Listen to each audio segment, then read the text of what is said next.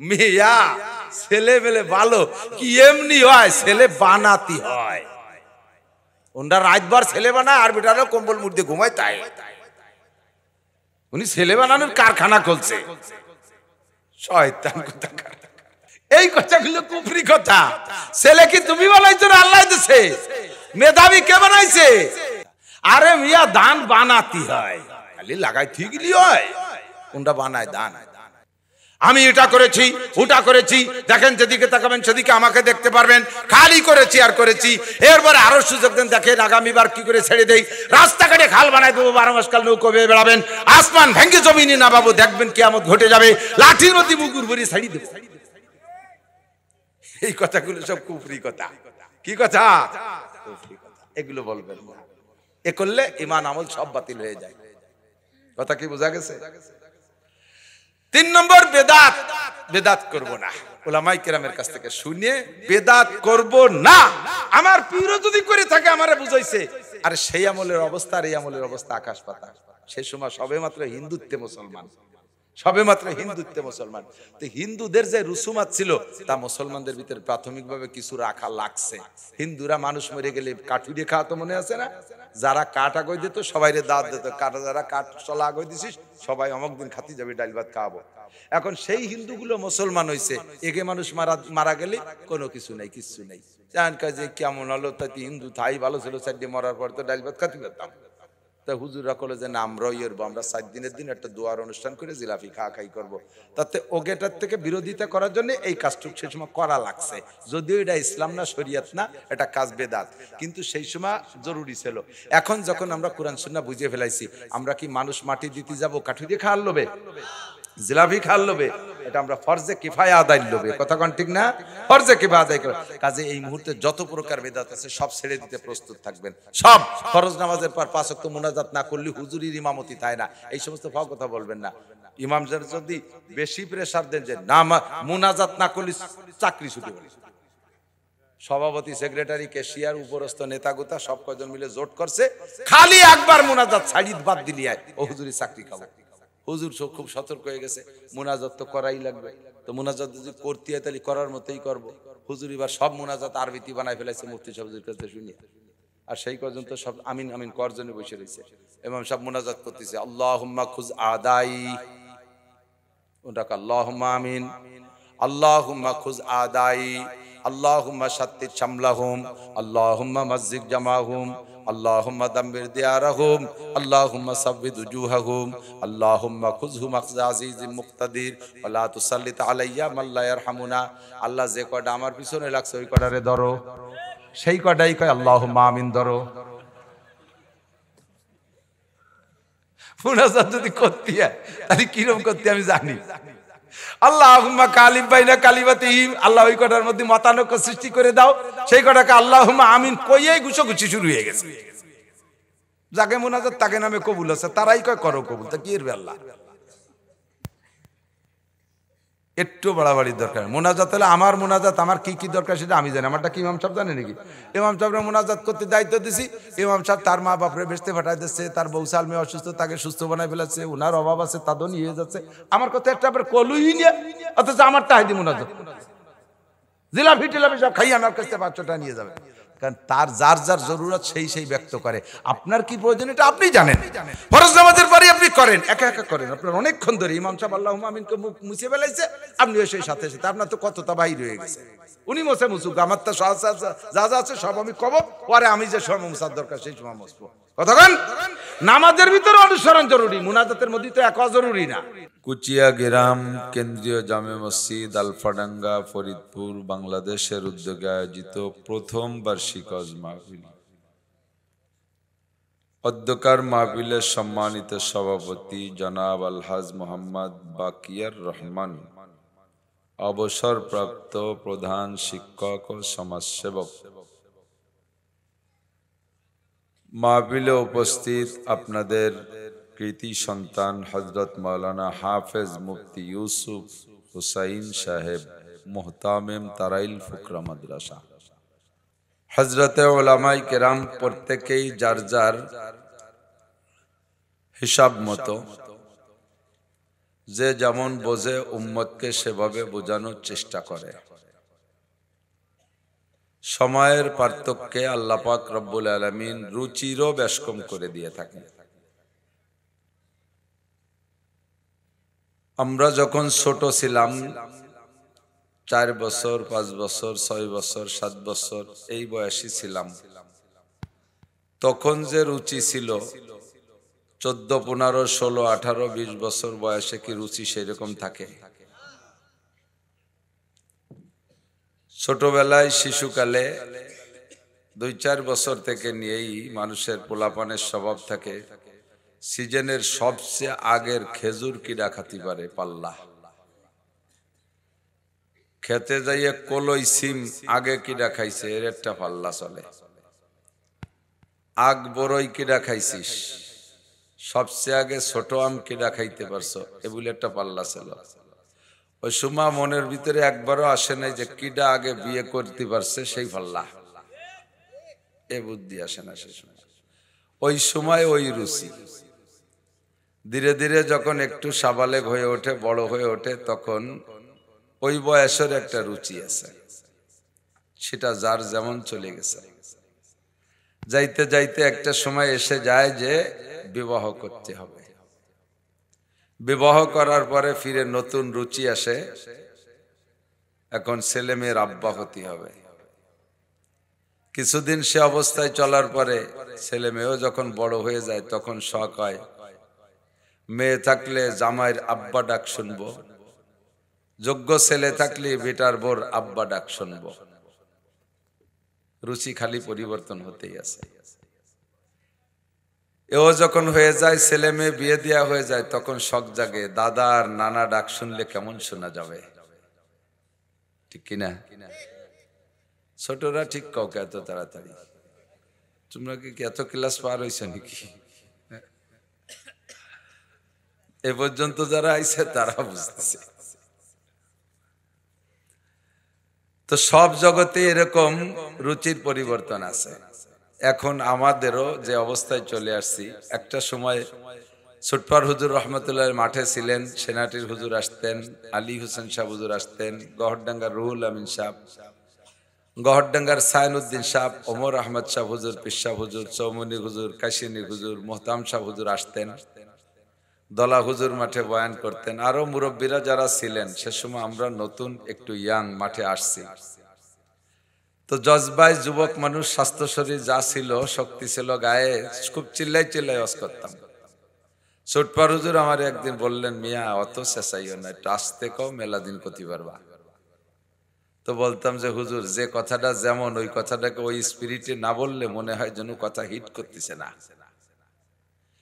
তো ওই সময় বুঝতাম না, হুজুর মুরব্বীরা পরামর্শ দিতেন আসতে বলার জন্য, কিন্তু এখন আর পরামর্শ দেয়া লাগে না। আমার চাচাজান হযরত মাওলানা আব্দুল ওয়াহাব সাহেব রহমাতুল্লাহ আলাইহি ছোট্ট একটা মাকুলা মাঝে মাঝে বলে থাকি, চার দোকানে বসে এক বুড়ো টুলটুলে কাশতিছে, এর মধ্যে আর একটা ছেলে আইসা ওখানে চা খাচ্ছে।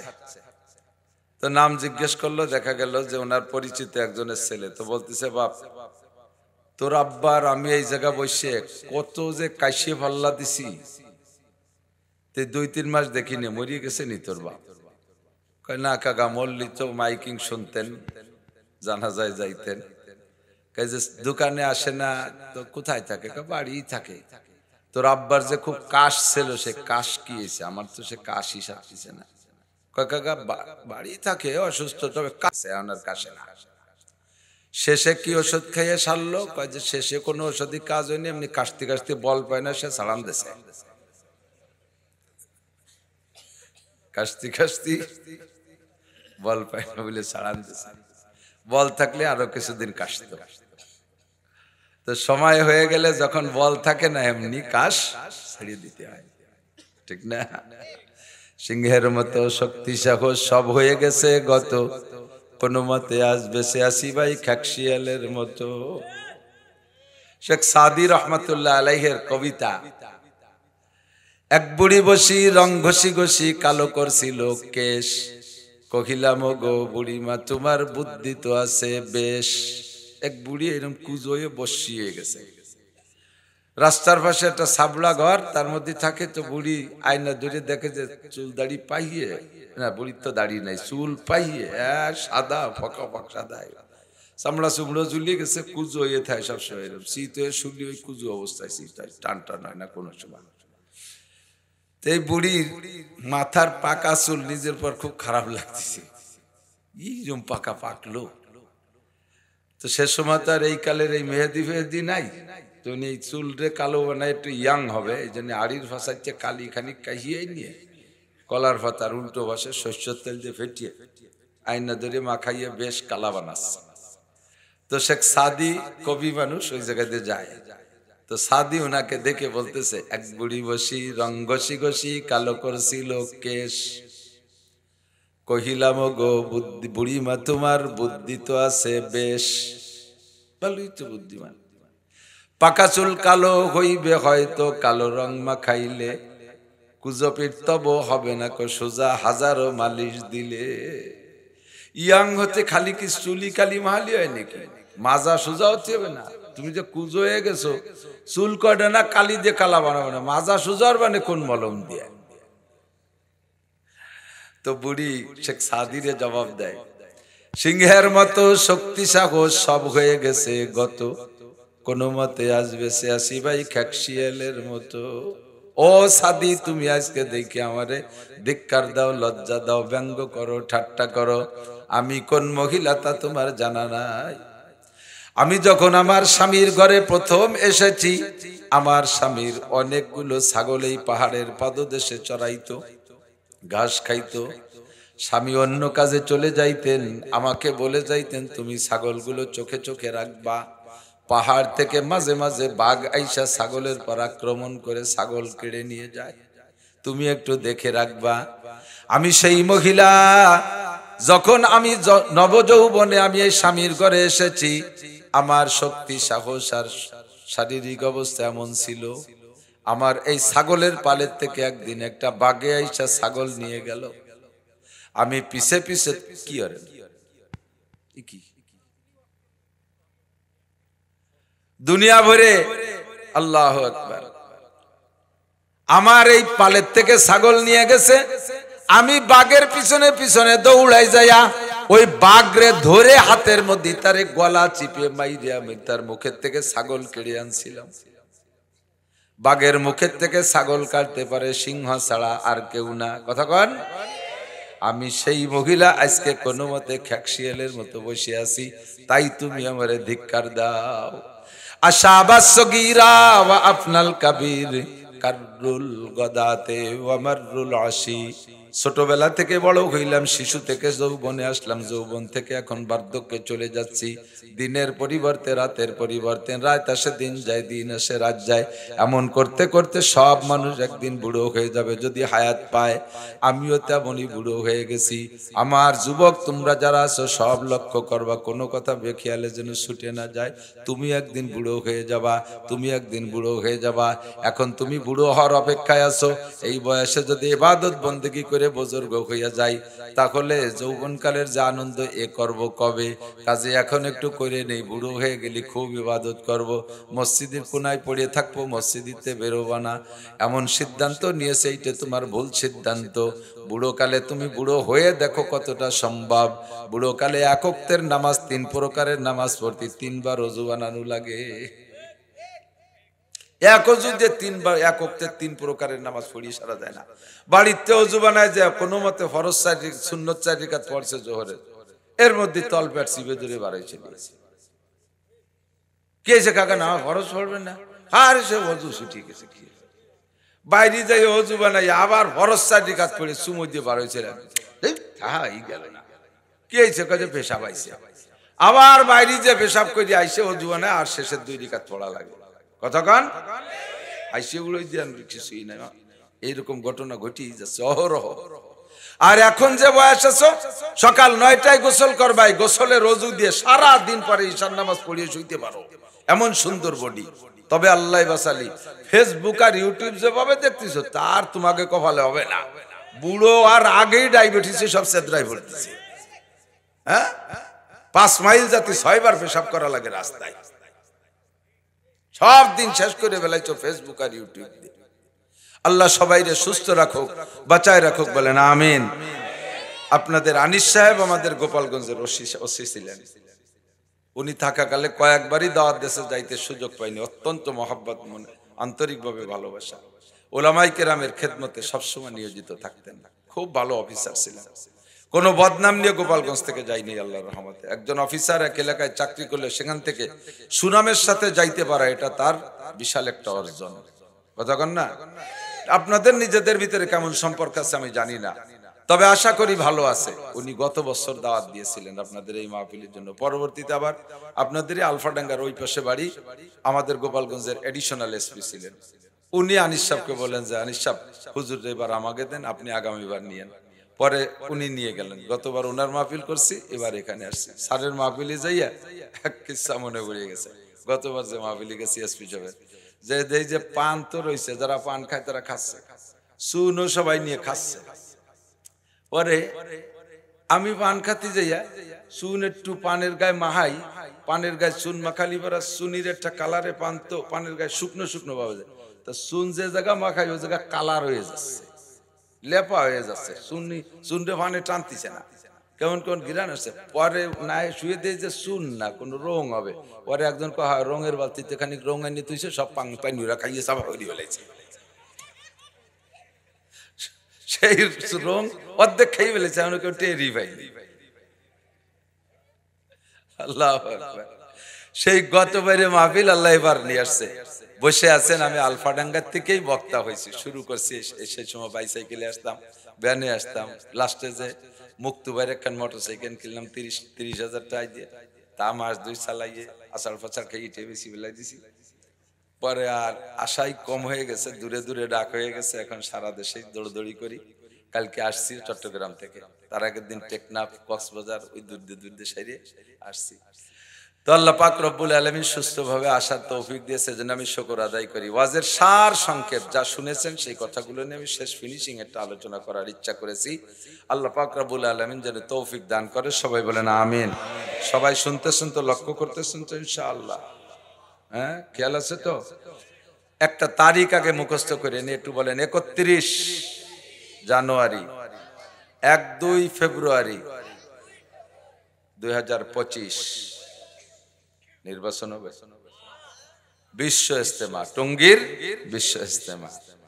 আল্লাহ পাক আমাদের সকলকে অংশগ্রহণ করার তৌফিক দান করুন। ইজতেমার থেকে যেন 1-2-3টা করে চিল্লে দেওয়ার মতো মন মানসিকতা এবং শক্তি ও তৌফিক আল্লাহ সকলকে দান করুন। তবলিগের মাধ্যমে মানুষ যেভাবে শহীদিনের সমঝ পায়, এভাবে খোলা মাঠে, এটা তো ব্ল্যাঙ্ক ফায়ার, এটার নাম ব্ল্যাঙ্ক ফায়ার বলি আমি। ফাঁকা গুলি করে না অনেক সময় ভয় দেওয়ার জন্য, এই ফাঁকা গুলির মতো ওয়াজ। আমি উপরে বইছি, ওয়াজ উপর দৌড়িয়ে চলে যাচ্ছে।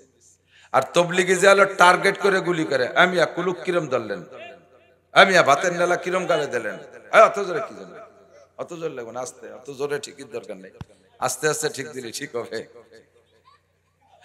আল্লাহু আকবার।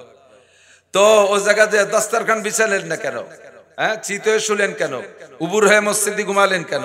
একটা একটা করে হাতে হাতে ধরে দেয় না, এনে টার্গেটের গুলি। যেটা যেদিন ভুল ধরে দেবে ওইটা আর মরা পর্যন্ত ভুল হয় না, ঠিক কিনা?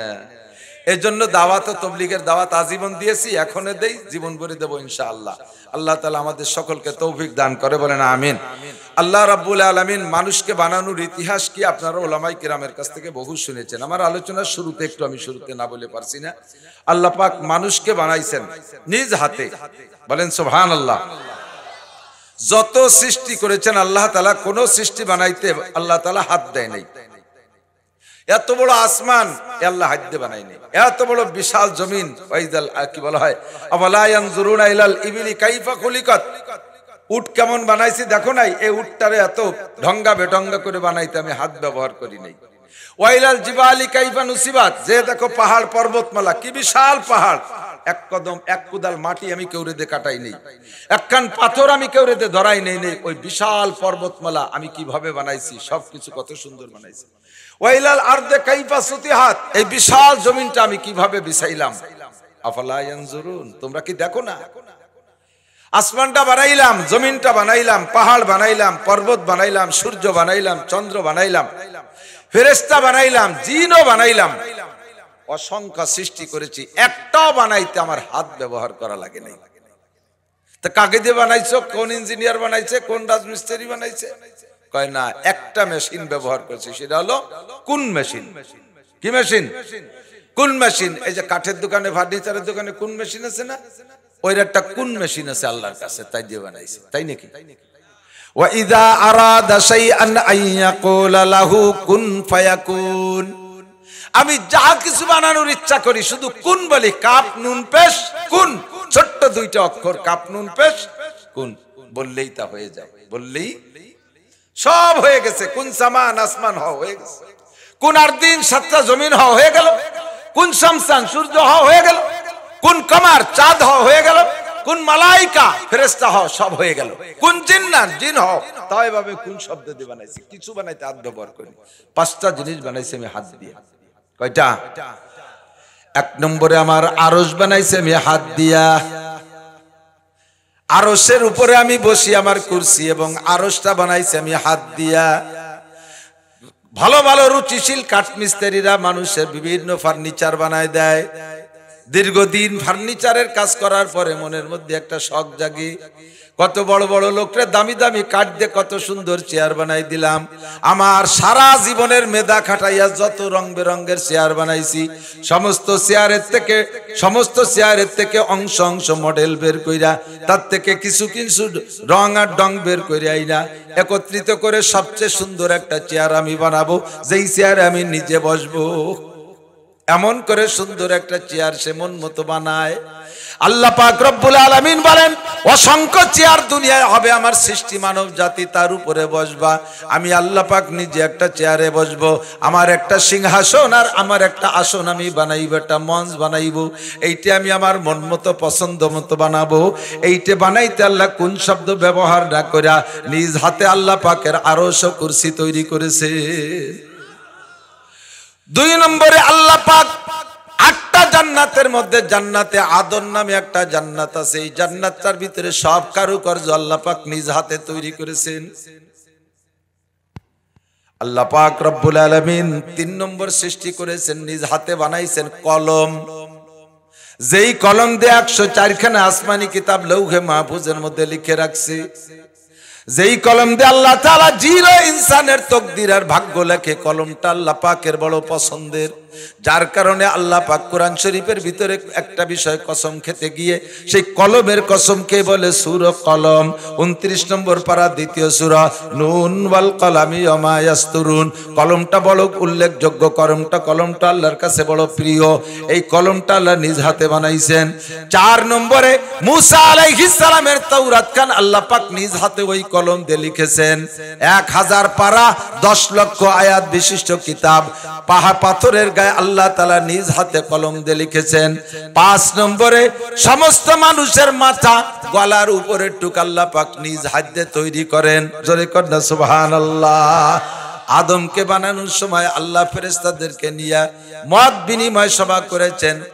ফেরেশতারা আংশিক মৌনভাবে অসমর্থন করেছেন। ওনারা বলতে চাইছেন, আল্লাহ তোমার যদি তসবিহ তাহলিল ইবাদত বন্দেগীতে আরো চাহিদা থাকে, আমরা ফেরেশতারা তো ইবাদত বন্দেগী করি, তাতে যদি তুমি তৃপ্তি না পাও তাহলে হুকুম করো, নাহনু নুসাব্বিহু বিহামদিকা ওয়া নুকদ্দিসু লাক, আরো বেশি বেশি তসবিহ তাহলিল আর তোমার পবিত্রতা বর্ণনা করব। আল্লাহ রাব্বুল আলামিন, তুমি কি আতাজালু ফিহা মান ইউফসিদু ফিহা ওয়া ইয়াসফিকুদ দিমা, আল্লাহ যখন প্রস্তাব রেখেছেন ইন্নী জাইলুন ফিল আরদি খলিফা, আমি আমার খলিফা প্রতিনিধি দুনিয়ায় বানাইতে চাই। ফেরেশতারা পূর্বে তাদের জিনদেরকে নিয়ে অভিজ্ঞতার আলোকে তারা ভবিষ্যৎবাণী বলে নাই, জিনদেরকে নিয়ে পরিচালনা করেছে লক্ষ লক্ষ বছর। সেই অভিজ্ঞতার আলোকে আল্লাহর পাক রব্বুল আলামিনকে বললেন, আল্লাহ তুমি কি পরবর্তীতে আবার এমন জাতি বানাইতে চাও যেই জাতি আধা হাত জায়গা নিয়ে 1 বিঘে 4 আঙ্গুল জায়গা নিয়ে ভাইতে ভাইতে খুনোখুনি করবে, স্বামী স্ত্রীতে মারামারি করবে, ছেলেতে মেয়েকে, মেয়েতে ছেলে কেমন করে মারবে, দুনিয়ার দ্বন্দ্ব কলহ লাগাবে, তারা ক্ষমতা নিয়ে গ্যাঞ্জাম ফাসাদ কইরা লক্ষ লক্ষ মানুষ তারা খুনোখুনি করবে, এমন একটা জাতিকে আবার তুমি বানাইতে চাও। আল্লাহ পাক বলেন ইন্নী আলামু মা লা তা'লামুন, আমি যা জানি তা তোমরা জানো না।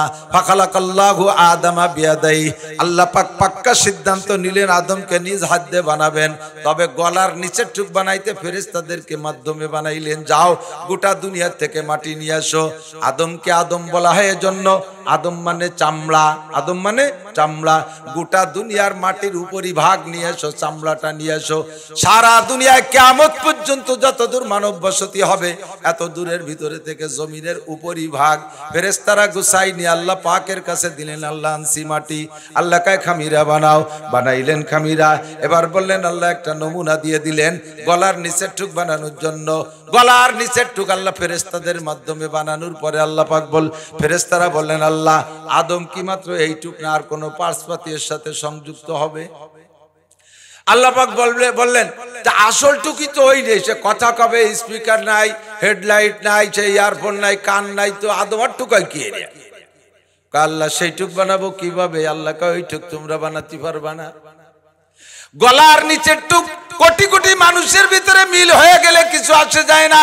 মানুষে মানুষে একটা পার্থক্য থাকতে হবে, এই পার্থক্যটুক প্রমাণ হবে গলার উপরে। এই টুকের মধ্যে বেশকম বানাইতে হবে, এই টুকের ভিতরে কোটি কোটি মডেলিং হবে, এইটা তোমরা পারবা না। আমি একে টাইমে হাজার হাজার কোটি মানুষ থাকবে, একজনের চেহারার সাথে আর একজনের হুবহু মিল হবে না, ন্যূনতম বেশকম হলেও হতে হবে। এই বেশকমটা তোমরা পারবা না, এইটুক আমি নিজ হাতে বানাবো। ফাখালাকাল্লাহু রাসা আদামা বিয়াদাই, সর্বপ্রথম আল্লাহ পাক আদম আলাইহিস সালামের মাথাটা নিজ হাতে বানাইলেন। আদমের মাথা বানাইলেন, তো সেই সাথে আমাদের সকলের মাথা বানানো হয়েছে। এখনো কিয়ামত পর্যন্ত যত মানুষ দুনিয়ায় আসবে গলার নিচের টুক একভাবে আর গলার উপরের টুক আর একভাবে, গলার উপরের টুক আল্লাহ নিজ হাতে বানাইবেন। ও দোস্তরে, যেই জিনিসের ভিতরে প্রত্যেক মানুষের নিজস্ব পরিশ্রম বেশি থাকে ওই জিনিসের প্রতি দরদ আর মায়াও বেশি থাকে। কথা কয় না? ঠিক না? মাঝে মাঝে বলি এক যুবক বসে বসে একজোড়া সিরা স্যান্ডেল মালিশ করতেছে, পরিষ্কার করতেছে 12,000 টাকা দামের শাল দিয়ে, কাশ্মীরি শাল। স্যান্ডেল জোড়ার বয়স বছর 3 কবে, তার মুসির দোকানে নিয়ে পাল্টাতে মূল বডির কিছু নাই, পাল্টাই নিয়ে সামলাই দিয়ে স্যান্ডেল হয়ে গেছে। তাই মুস্তিছে 12,000 টাকা দামের শাল দিয়ে। এই তুই কি এই স্যান্ডেল এত দামি শাল দিয়ে মুছিস? স্যান্ডেল কারা শাল কার? কয় যে স্যান্ডেল জোড়া তো আমি ভ্যানসালায় কিনছি, শালটা দেশে আমার শ্বশুর, শাল দেশে শ্বশুর, শ্বশুরের টাকার শাল, এই জন্য ওর পর মায়া নাই, দাম তার 12,000। নিজের পরিশ্রমের টাকা দিয়ে কিনা স্যান্ডেল 300 টাকা, তার মূল বডিও নাই, তাই মুস্তিছে 12,000 টাকা দামের শাল দিয়ে। ওই শাল যদি নিজের কামাই করা টাকা দিয়ে কিনা হতো, তাই দিয়ে স্যান্ডেল মুছা তো দূরের কথা, ও বছরের মধ্যে একবার গায়েও দিত না। শ্বশুর বাড়ি যাওয়ার সময় হাতে বাজাইনি, আবার আলনার প্রতি এবার জমা করি ট্যাঙ্গের মধ্যে তো কতক্ষণ, কারণ তার পিছনে তার মেহনত আছে। যার পিছনে মেহনত আছে তার প্রতি তার দরদ বেশি। সন্তান জন্ম দিতে আব্বারও পরিশ্রম আছে, মায়েরও পরিশ্রম আছে, তবে বাপের চাইতে মায়ের পরিশ্রম বেশি। কতক্ষণ? মায়ে 10 মাস পেটে করে রাখছে, কত রাত ঘুমাইতে পারে নাই, ডেলিভারি যন্ত্রণা মাই উপভোগ করেছে। এরপরে রাতের পর রাত 2.5 বছর পর্যন্ত স্তন থেকে দুধ চাটায় খাওয়াইয়া রাতের ঘুম নষ্ট করেছে, কত গুমুত পেশাব পায়খানা সাফ করছে 2.5-3 বছর পর্যন্ত, মুখে উঠে খাওয়াইছে, গোসল মোসল করাইছে।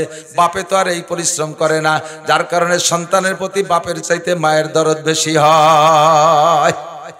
আল্লাহ কয় হে দুনিয়ার মানুষ জেনে নাও, আমি আসমান বানাইছি কোন বলিয়া, ইজাস সামাউন ফাতারাত ওয়া ইদাল কাওয়াকিবু ইনতাসারাত ওয়া ইদাল বিহারু ফুজ্জিরাত ওয়া ইদাল কুবুরু বুসিরাত ইজা ওয়াকাতিল ওয়াকিয়া লাইসা লিওয়াকাতিহা কাযিবা হাফিদাতুর রাফিয়া ইজা রুজ্জাতিল আরদু রাজ্জা ওয়া বুসসাতিল জিবালু বাসসা ওয়া কানাত হাবাআম বাদশা আসমান বানাইছি কোন বলে ওর প্রতি আমার মায়া নাই ইসরাফিলের সিংহার ফুৎকারে আঙ্গা আসমান ফাইটে তছনছ হয়ে যাবে আল্লাহ সূর্য বানাইছি কোন বলে ওটাও গায়েব হয়ে যাবে হারিয়ে যাবে ওর প্রতি আমার মায়া নাই চন্দ্রের প্রতি মায়া নাই বানাইছি কোন শব্দ দিয়া আমি হাত দিয়ে বানাই নাই আমার কোনো মায়া নাই আরে পাহাড় পর্বত বানাইছি কোন শব্দ দিয়া কিয়ামতে ধ্বংস হয়ে যাবে আমার কোনো মায়া নাই বিশাল জমিন বানাইছি কোন শব্দ দিয়া আমি হাত ব্যবহার করি না আমার প্রতি মায়া ওর প্রতি মায়া নাই ধ্বংস হয়ে গেলে কিছু আসে যায় না জিন বানাইছি আমি হাত দিয়ে নাই কোন শব্দ দিয়ে ধ্বংস হয়ে গেলে কিছু আসে যায় না তবে দুনিয়ার মানুষ জেনে নে তোদেরকে বানাইছি আমার নিজ হাত দিয়া তোদের উপরে আমার হাত ব্যবহার করেছি কাজেই তোদের প্রতি আমার মায়া বেশি অন্য সবাই জাহান্নামে গেলে কিছু আসে যায় না তোরা যদি জাহান্নামে যাস আমার বড় কষ্ট লাগবে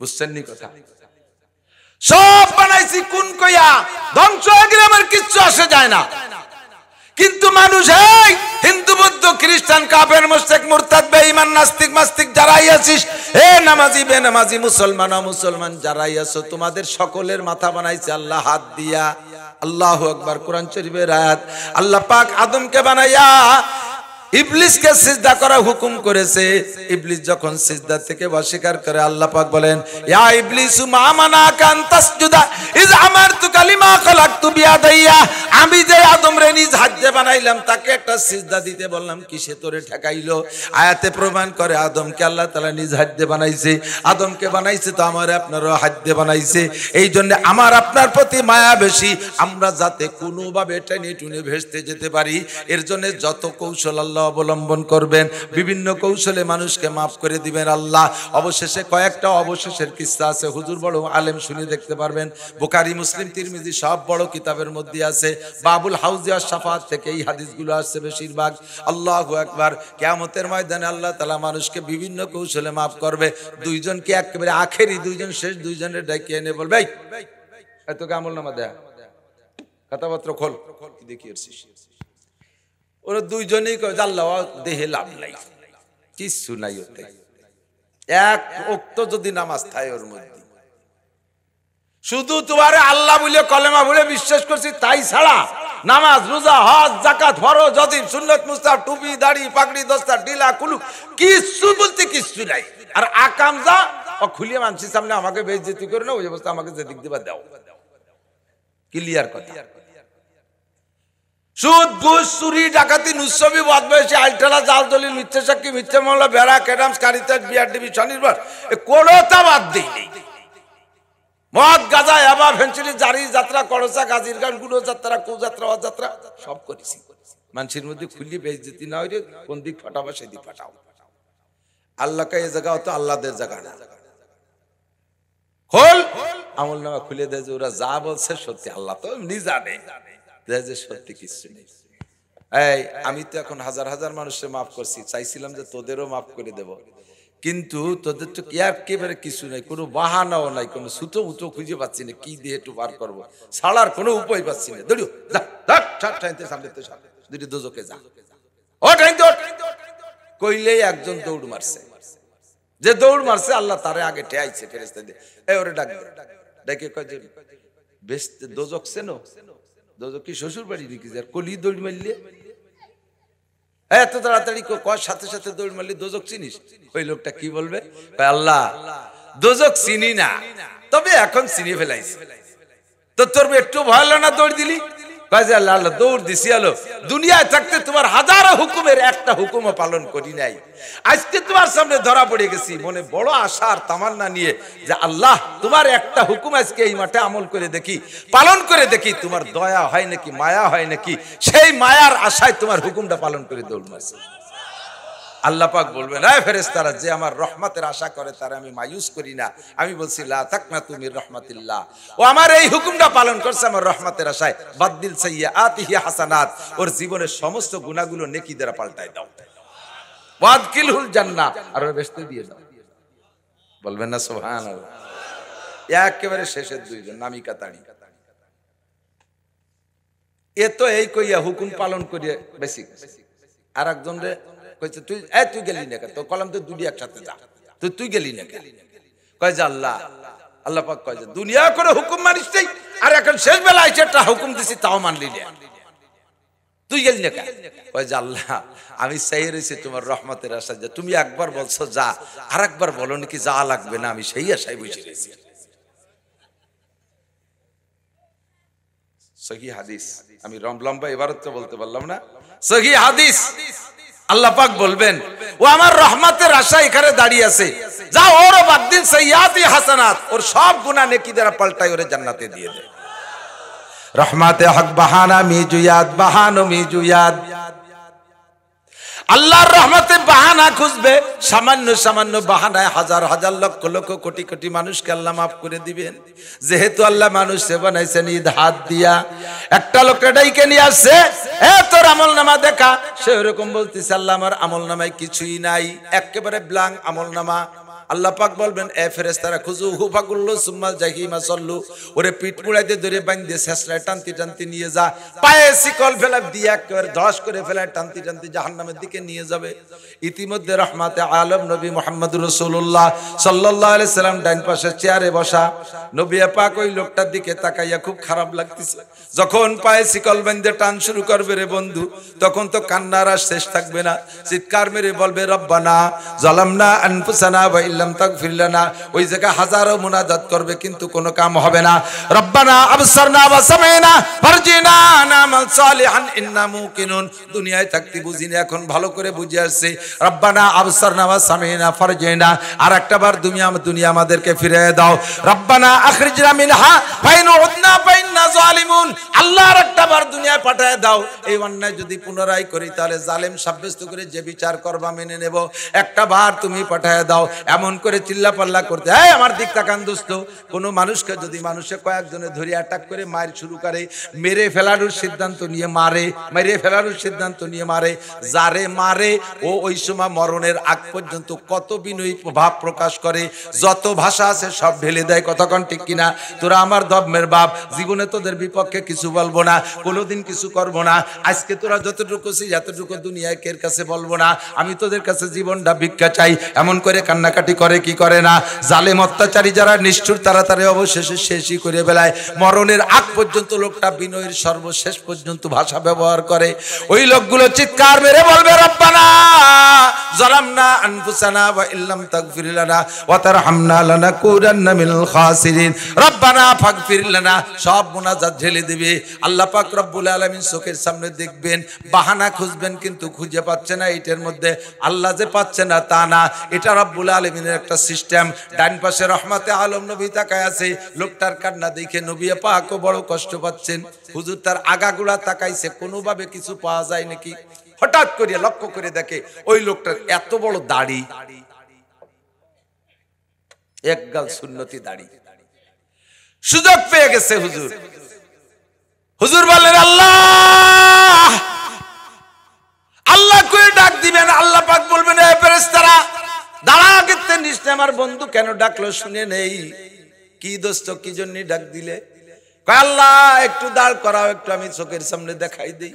বান্দা তোমার নাফরমানি করছে, তোমার জাহান্নামও তোমার, তুমি তোমার বান্দারে জাহান্নামে দিবা। আমার এই জায়গা করার কিছুই নাই। আমি সুপারিশ করবো এমন কোন রাস্তাঘাটও খুঁজে পেলাম না। ওর সারা জিন্দেগিতে নামাজ নাই, রোজা নাই, হজ নাই, যাকাত নাই, ফরজ নাই, ওয়াজিব নাই, কিচ্ছু নাই। আমি কোনো পথ খুঁজে পাচ্ছি না। তবে আল্লাহ একটা জিনিস পাইলাম, ওই লোকটার মুখে দাড়ি, ওই দাড়িতে একেবারে পরিমাণ মতো সুন্নতি লম্বা দাড়ি।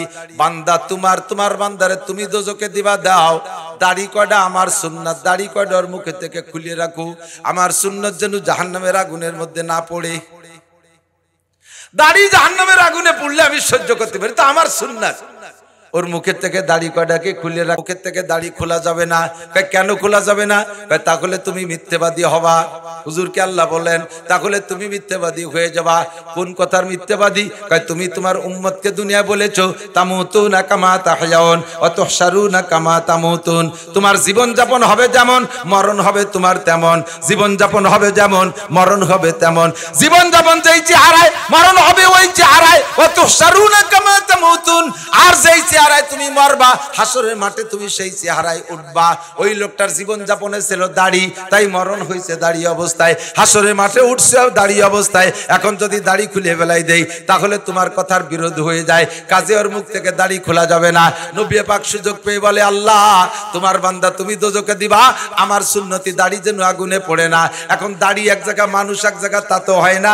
আল্লাহ এবার বলবেন তার দাড়ির ওসিলায়, আমার বন্ধুর কথায়, তার দাড়ির ওসিলায় তার জীবনের সব গুনাহ মাফ করে জান্নাতে দিয়ে দাও। রহমাতে আকবাহান আমি জুয়াদ বাহান আমি জুয়াদ, এমন করে লক্ষ লক্ষ মানুষকে আল্লাহ বিভিন্ন কৌশলে মাফ করার চেষ্টা করবে, যেহেতু আল্লাহ হাত দিয়ে বানাইছে। তবে দুনিয়ার থেকে প্রস্তুতি নিয়ে যার জন্য আল্লাহ পাক সুযোগ তৈরি করে দিয়েছেন। আল্লাহ পাক বলেন, বান্দা এই দুনিয়া গিয়েছো, তোমার পিছনে শয়তান লেগে আছে। ইন্নাহু লাকুম আদুউম মুবিন, দুই প্রকারের শয়তান তোমার পাশে আছে, মিনাল জিন্নাতি ওয়ান নাস। আমার দিক মিনাল জিন্নাতি ওয়ান নাস, জিন শয়তান আর মানুষ শয়তান। জোরে বলেন শয়তান কয় প্রকার? দুই প্রকার, জিন শয়তান আর মানুষ শয়তান। জিন শয়তান তোমার শিরা উপশিরায় চলে যায় ডাইরেক্ট সবডিতে, চোখ দিয়ে ঢুকে কান দিয়ে বের হয়, আরে শরম গায়ে ঢুকে মুখ দিয়ে বের হয়, নাক দিয়ে ঢুকে লজ্জাস্থান দিয়ে বের হয়, মানুষকে বিভিন্ন প্রকার প্ররোচন দিতে পারে, ভিতরে যে কলবের মধ্যে বৈশাখ বিভিন্ন প্রকার পাক পাকাইতে পারে। এটা হলো মূল জিন শয়তান, যে তার ক্ষমতা। আর মানুষ শয়তান ও মানুষ শয়তান ডাইরেক্ট ওভাবে মানুষের দেহের মধ্যে ঢুকে না, কিন্তু এমন এমন কথা বলে, কথা বলে তার অন্তরের মধ্যে ঢুকে যায়, মানুষকে বিভিন্ন প্রকার ধোঁকা দিয়ে ফেলে, ধোঁকার মধ্যে ফেলায় দেয়। মিনাল জিন্নাতি ওয়ান নাস আল্লাযী ইউওয়াসবিসু ফি সুদুরিন নাস, এই দুই প্রকার শয়তানে তোমাদেরকে হাজার হাজার প্রকার গুনাহ করাবে, হাজার হাজার গুনাহ করাবে। গুনার আবিষ্কারক শয়তান, আর নেকির আবিষ্কারক আর নেকির সৃষ্টিকর্তা আল্লাহ। ঠিক কি না? আল্লাহ পাক বলেন, শয়তান তোদেরকে জান্নাত থেকে বের করে নিয়ে গেছে, আর জান্নাতে ঢুকতে দেবে না, এই প্রতিজ্ঞা আমার কাছে করে গেছে। আমি আল্লাহ শয়তানের সাথে প্রতিবাদ করে তোদের জন্য ব্যবস্থা রেখেছি। বান্দা ভালো করে শুনে নে, ইনতাজতানিবু কাবায়ের, দুনিয়ায় যত গুনাহ আছে সব গুনার আমি দুই ভাগ করে দিলাম, সব গুনাহকে দুই ভাগে বিভক্ত করলাম। মাজারি সাজারি নাই, সব গুনাহ দুই প্রকার, বড় আর ছোট, দুই প্রকারের গুনাহ। আরবিতে বলে কবিরা গুনাহ, আরবিতে বলে সগীরা গুনাহ। আল্লাহ পাক বলেন কবিরার বহুবচন কাবায়ের, আর সগীরা গুনাহকে কোরআন শরীফের ভাষায় সাইয়্যাত বলে ব্যবহার করেছে। আল্লাহ পাক বলেন, ইনতাজতানিবু কাবাইরা মা তুনহাউনা আনহু নুকাফির আনকুম সাইয়্যাতিকুম, তোমরা যদি কবিরা গুনাহগুলো থেকে নিজেরা ইচ্ছাকৃত বেঁচে থাকতে পারো। যুবক আমার দিক তাকা, পর্দার আড়ালে মা বোনরা খেয়াল করো। আল্লাহ পাক বলেন, ইনতাজতানিবু কাবায়ের, যদি তুমি কবিরা গুনাহগুলোকে পরিহার করে চলতে পারো, আমি আল্লাহ তোমারে নিজ হাতে বানাইছি, এই মায়ায় এই মহাব্বতে আমি তোমার পক্ষ নিলাম, তোমাকে যত সগীরা গুনাহ আছে বিনা তওবায় ক্ষমা করে দেব। আমি আপনি প্রস্তাব দিলাম, আল্লাহ সগীরা গুনার দায়িত্ব তুমি নিও না, কবিরা গুনাহগুলোর দায়িত্ব তুমি নাও, আমরা সগীরা গুনাহতে বাঁচবো। আল্লাহ কয় অত সস্তা না, কবিরা গুনাহতে বাঁচা সহজ, সগীরা গুনাহতে বাঁচা কঠিন, সগীরা গুনাহতে বাঁচা কঠিন। আমার দিক সগীরা গুনাহ কবিরা গুনাহ যে সাজা, এই কবিরা গুনাহ যেই সাজা, একটা কবিরা গুনাহ ৭০০০ বছর জাহান্নাম, একটা সগীরা গুনাহ ৭০০০ বছর জাহান্নাম, শাস্তিতে একটাও কম না। তাহলে সগীরা কবিরার পার্থক্য কি? পার্থক্য হলো শুধুমাত্র দেখতে ছোট আর বড়। কবিরাও আল্লাহর নাফরমানি, সগীরাও আল্লাহর নাফরমানি, কবিরাও আল্লাহর নাফরমানি, সগীরাও আল্লাহর নাফরমানি। তবে বাহ্যিকভাবে দেখতে কবিরারে বড় দেখা যায়, তাই তার নাম কবিরা, আর সগীরাটারে দেখতে ছোট দেখা যায়, তাই তার নাম সগীরা। কিন্তু কার্যকারিতা সকলের একই রকম। আমার দিক তাকান, ৪ হাত লম্বা একটা গুক্কু সাপ, ৪ হাত লম্বা একটা গুক্কু সাপ, কামড় দিলি মানুষ মরে, মরে না? মরে মরে। ১ বিঘেতে একটা গুক্কু সাপের বাচ্চায় কামড়ালি তো মরে না? মরে। ওদি সগীরে সাপতে কি আয়, কে চোর মতো উর কামড়ি কি আয়, মরে মরে। টাইম বেশি লাগে না কম লাগে? সমান সমান সমান। বড় সাপে কামড়াইলেও মারে এবং এক যে টাইমে মারে, ছোট সাপে কামড়াইলেও মারে এবং একই টাইমে মারে। এইটা যেমন সত্য, কবিরা গুনাহ সগীরা গুনাহ দুইটার বিচারই একই পরিমাণ, ৭০০০ বছরে জাহান্নাম। তবে বড় গুনাহ থেকে বাঁচা সহজ, ছোট গুনাহ থেকে বাঁচা কঠিন। আমার দিক ছোট গুনাহ থেকে বাঁচা কঠিন। বড় সাপে কামড় দিতে গেলে ৪ হাত একটা সাপ যদি হয়, সে ১-১.৫ হাত পরিমাণ ফনা তোলে, উঁচু হইয়া ফস করে একটা শব্দ করে, শব্দটা কানে আসে, লাফ দিয়ে জাম করে সরিয়ে যাওয়া যায় কতক্ষণ। আর ছোট্ট একটুকু একটা একটা সাপ জুতোর মধ্যে ঢুকে বসে রয়েছে, মুজোর মধ্যে ফেসাই রয়েছে, টের পার নাই, বগলে জামার গেঞ্জির মধ্যে ফেসাই রয়েছে, জাঙ্গের মধ্যে ফেসাই রয়েছে, কোন জায়গা থেকে মার দেবে ও জায়গা ফসও করতে সময় পায় না, বালিশের তলে যে রয়েছে জুত করে ওই জায়গাতে মারিয়ে দিয়েছে, ওর ফস কানেও আসে না, চোখেও দেখা যায় না, আবার কামড় দিলি একই টাইমে মরে। কতক্ষণ? তাহলে বড় সাপের থেকে বাঁচা সহজ, ছোট সাপের হাতের থেকে বাঁচা কঠিন, টের পাওয়া যায় না কোন ফাঁকে মাইরে দেয়। আল্লাহ কয় কবিরা গুনার থেকে বাঁচা সহজ, ওটা চোখের সামনে দেখা যায়, মোটা মোটা গুনাহ, সগীরা গুনাহ চিনা যায় না, বোঝা যায় না, ওরা থেকে বাঁচা কঠিন। এই জন্য যেটা কঠিন ওইটা আমি আল্লাহ দায়িত্ব নিলাম, তুমি শুধু কবিরা গুনাহগুলোর থেকে বেঁচে চলো, আমি আল্লাহ সব সগীরা গুনাহ বিনা তওবায় মাফ করে দেব। সামান্য একটু সিস্টেম করা লাগবে, এদিক সগীরা গুনাহ থেকে বাঁচতে হলে সামান্য একটু সিস্টেম করলে হবে, আর বাকি কবিরা গুনাহ তুমি বাঁচবা।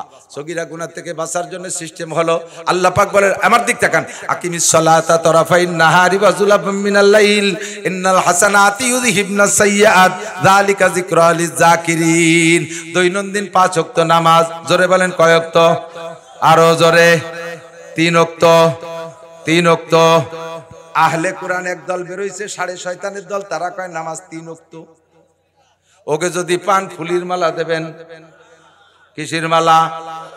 কিসের মালা? খালি জুতো না, জুতোর তলে কিছু মাহাতি হবে। কি মাহাতি হবে? বাংলা আর পায়খানা ময়লা কলিবের জুতোর দাম বাড়ে, গু মাহাতি হবে তলি, জুতোর মালা গু মাহাইয়া। কথা বল না কে? আবার মুসলমান করাতে আছে, আবার আর একদল হয়েছে হেজবুত তাওহীদের পাঙ্কু সেলিম। হেজবুত তাওহীদের পাঙ্কু সেলিমের একটা দল হয়েছে বলে, আবার ওর বলে ভক্ত আছে, যুবক যুবতীরা নুসমিয়তে সুবিধা হয়।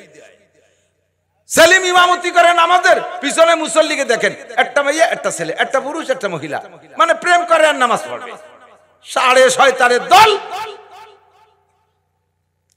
এ যুবকরা, এই সমস্ত ভণ্ডকে পালি কি হাদিয়া দিবা? কথা বলে না কে? সবদিন এদায় গেছে একেবারে। কি হাদিয়া? জোর হলো না? জুতোর বাড়ি জোর হলো না? আরো জোরে। নামাজ কয় ওয়াক্ত? খামসু সালাওয়াতিন ইফতারাজাকুন্নাল্লাহ। আল্লাহ রাসূল বলেন 5 ওয়াক্ত নামাজ আল্লাহ ফরজ করেছে। মুহাদ্দিস মুফতি সাহেব হুজুর সাক্ষী, হুজুর বলেন আম্মা মানে জিবরাইল ইয়াউমাইন, জিবরাইল আমারে 2 দিন ইমামতি করে নামাজ শিখিয়ে দিয়ে গেছে, তাও ছিল 5 ওয়াক্ত।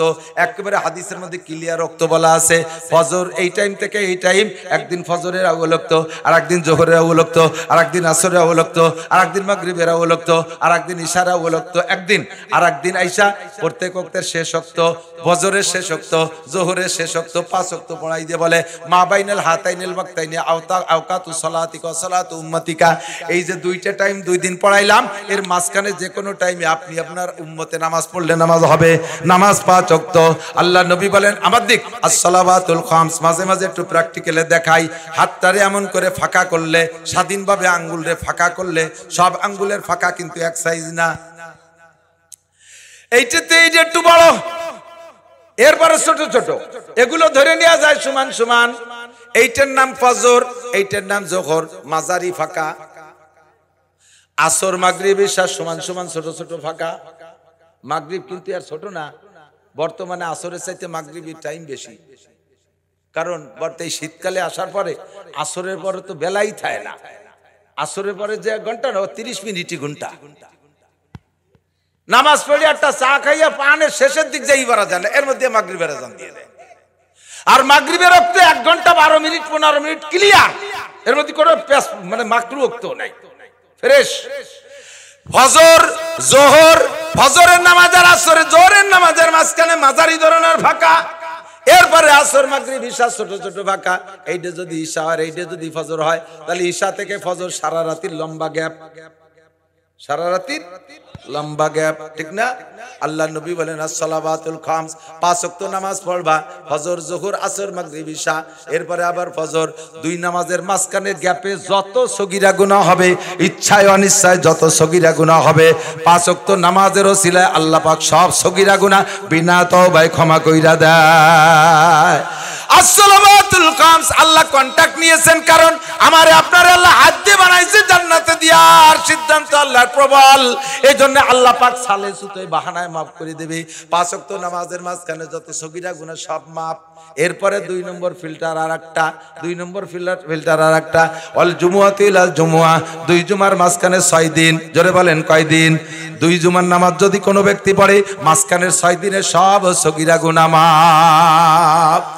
এরপরে 3 নম্বর ফিল্টার, গত রমজানে রোজা রেখেছেন, আর মাত্র 3 মাস পরে রোজা আসতেছে, রমজান আসলে রোজা রাখবো? জোর হলো না? জোরে বলেন। গত রমজানে রোজা রেখেছেন, সামনে রমজানে রোজা রাখবেন, মাঝখানে 11 মাসে যত গুনাহ হবে সমস্ত সগীরা গুনাহ 2 রমজানের ওসিলায় মাফ। এখন তো অত্যাধুনিক বিভিন্ন প্রকার প্রযুক্তির পানির ফিল্টার বের হয়েছে আয়রন মুক্ত করার জন্য। মুরব্বীরা মনে আছে যারা আগে ব্যবহার করছেন, মাটির হাঁড়িতে করে আয়রন ফিল্টার করতেন। আমি খুব করছি, তারাই বুকরো মাদ্রাসায় যখন পড়াইছি, ওই মাদ্রাসার টিউবওয়েলের পানি একেবারে বিশ্ব খারাপ। এখন তো হুজুর আছে, ভালো হতে পারে, বড় হুজুর গেছে, আমরা থাকালে ভালো ছিল না। বোতলে করে গিলাসে করে 10 মিনিট রাখলে বোঝা যাবে না পানি না ছাগলের সেনা। সেম কোয়ালিটি অফ ছাগলের সেনা, মুখি দেওয়া যায় না আর গাঢ়।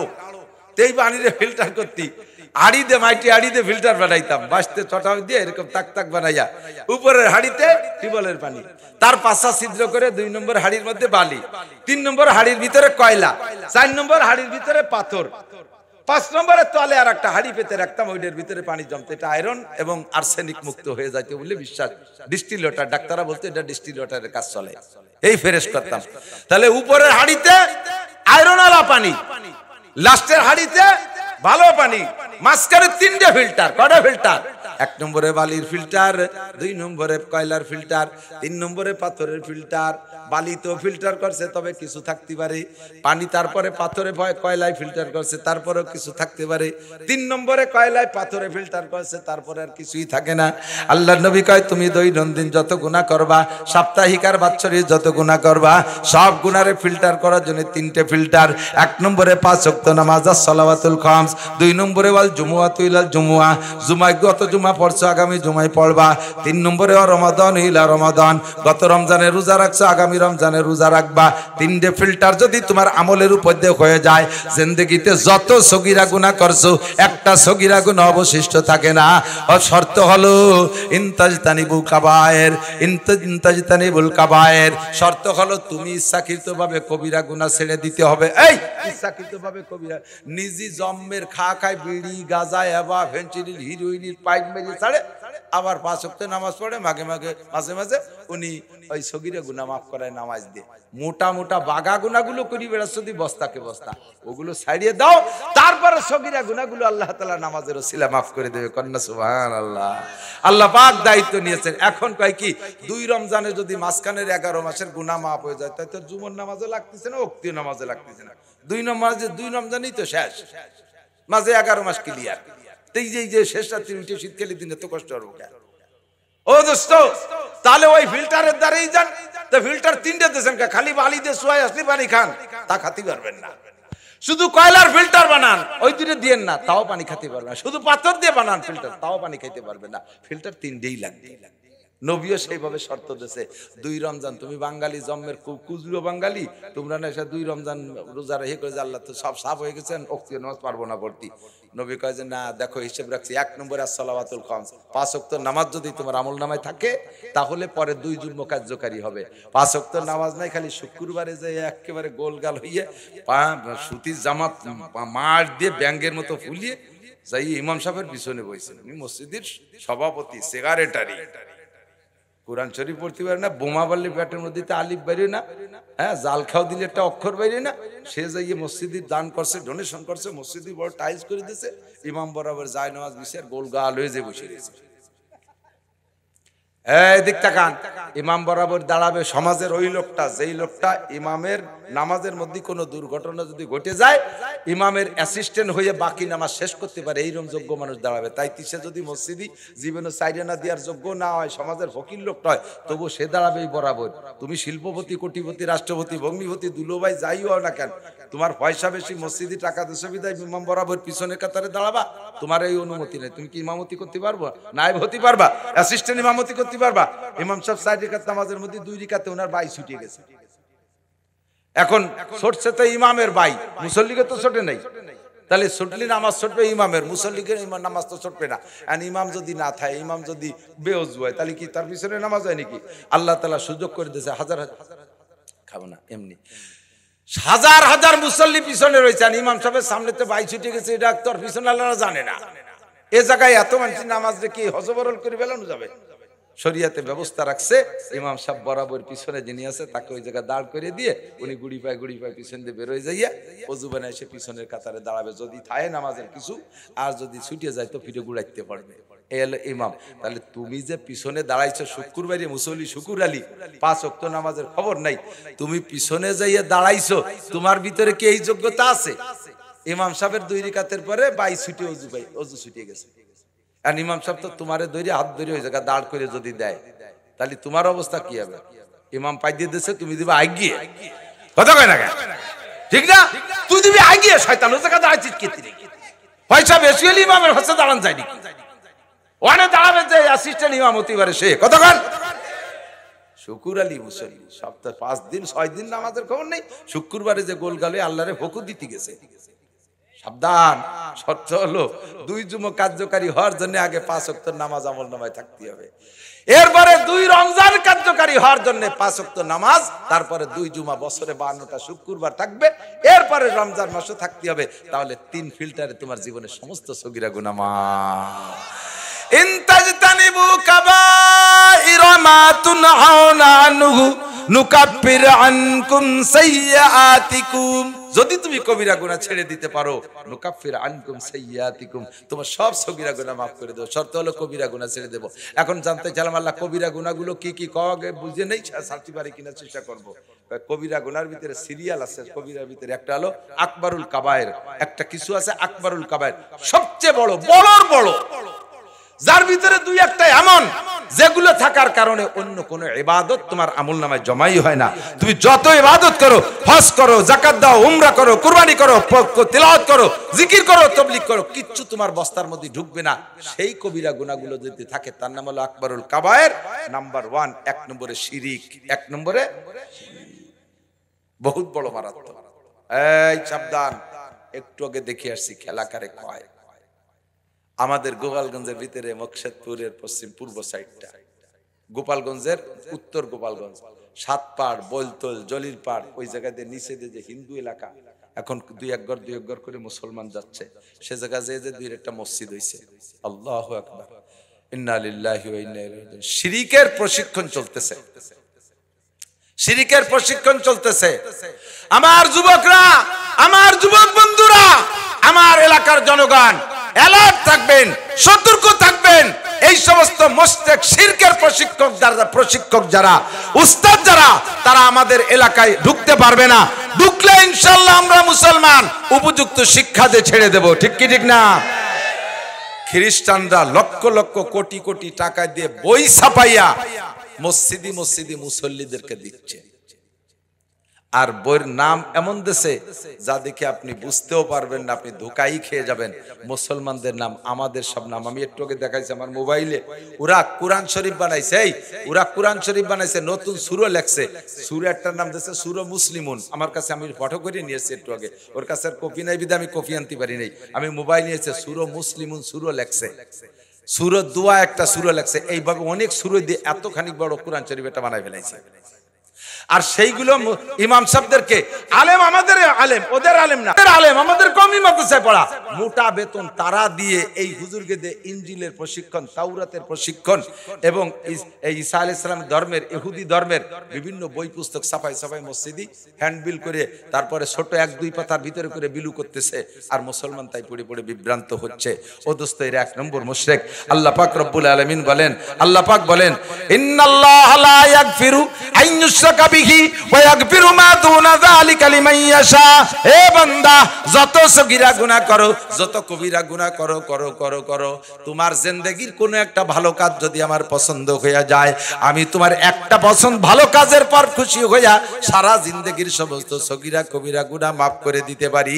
শর্ত হলো তোমার বস্তার মধ্যে যেন শিরকের গন্ধ না থাকে, তোমার ইমানের বস্তার মধ্যে যেন শিরকের গন্ধ না থাকে। শিরকি গুনাহ করনেওয়ালার কোনো গুনাহ আমি আল্লাহ পাক ক্ষমা করব না। তুমি যত ভালো কাজ করো, যত ভালো কাজ করো, শিরক 2-3 প্রকার। 1 নম্বরে শিরিক ফিল ঈমান, 1 নম্বরে শিরিক ফিল জাত, আল্লাহর জাতের সাথে শিরিক করা। 2 নম্বরে শিরিক ফিল সিফাত, আল্লাহর গুণের সাথে শিরিক করা। 3 নম্বরে শিরিক ফিল আমল, আমলের ভিতরে শিরিক করা। 1 নম্বরে ভালো করে বুঝে নেন, নামাজ কালাম জিন্দেগি ভরে শূন্য হাতে উঠবেন, খোদার কসম, খোদার কসম শূন্য হাতে উঠবেন। এই শিরকের বিপদ যদি আপনার মধ্যে থাকে, এই জন্য সবাই কান খাড়া করে শুনবেন। আমল একটু কম হলে আল্লাহ তাআলা আপনার একটা গুণ দেখে মাফ করে দিতে পারে, কিন্তু ইমানের মধ্যে ভেজাল থাকলে কোনো উপায় হবে না। এই জন্য ইমানটারে আগে ফ্রেশ করেন। নবী পাক বারবার অর্ডার করে, আকলিস দীনাকা ইয়াকফিকাল আমালুল কলিল। হে নারী আর পুরুষ, তোমার ইমানকে খাঁটি করো, ইমানকে ফ্রেশ করো, ইমানকে নির্ভেজাল করো। অল্প আমলই নাজাতের জন্য যথেষ্ট হইবে। অল্প অল্প আমল করে বেহেশতে চলে যেতে পারবেন, কিন্তু ভুরি ভুরি আমল করেছেন অথচ ইমানের মধ্যে শিরিকের গন্ধ আছে, আল্লাহর কসম 1 সেকেন্ডও জান্নাতে যাইতে পারবেন না। এই জন্য শিরক মুক্ত ইমানের পরামর্শ একটু ভালো করে শুনতে হবে। আল্লাহু আকবার। শিরিক ফিল জাত, যেমন ইহুদিরা শিরিক করে।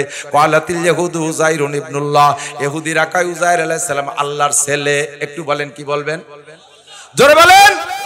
এই মশালারা কই নেই? তোমরা কি ইসরায়েলের লোক নাকি? এ উযাইর আলাইহিস সালাম আল্লাহর ছেলে? জোরে বলেন নাউজুবিল্লাহ। শুধু এই কথাটার ভিতরে এরকম মাধ্যমে আপনাদের ভিতরে হিট করে নাই, আরো শুনেন এই কথার তরজমা কি। উযাইর আলাইহিস সালাম আল্লাহর ছেলে মানে উযাইরের মা আল্লাহর স্ত্রী। আল্লাহ উযাইরের মার সাথে স্ত্রী সুলভ আচরণ করে গর্ভধারণ করাইয়া সেই গর্ভের সন্তান বানাইছে উযাইর রে। আল্লাহ কয় এর চাইতে বড় কষ্ট আমি কিছু পাই না। তোরা জীবন ভরে নামাজ না পড়লেও কষ্ট পাই না, কিন্তু এইরকম অপবাদ আমার নামে দিলে আমি বেশি কষ্ট পাই। ওয়াকালাতিন নাসারা মাসিহ ইবনুল্লাহ, আর নাসারারা কয় আল্লাহর ফ্যামিলিতে সদস্য 3 জন, মুরব্বী আল্লাহ 1 জন, আল্লাহর স্ত্রী মারিয়াম।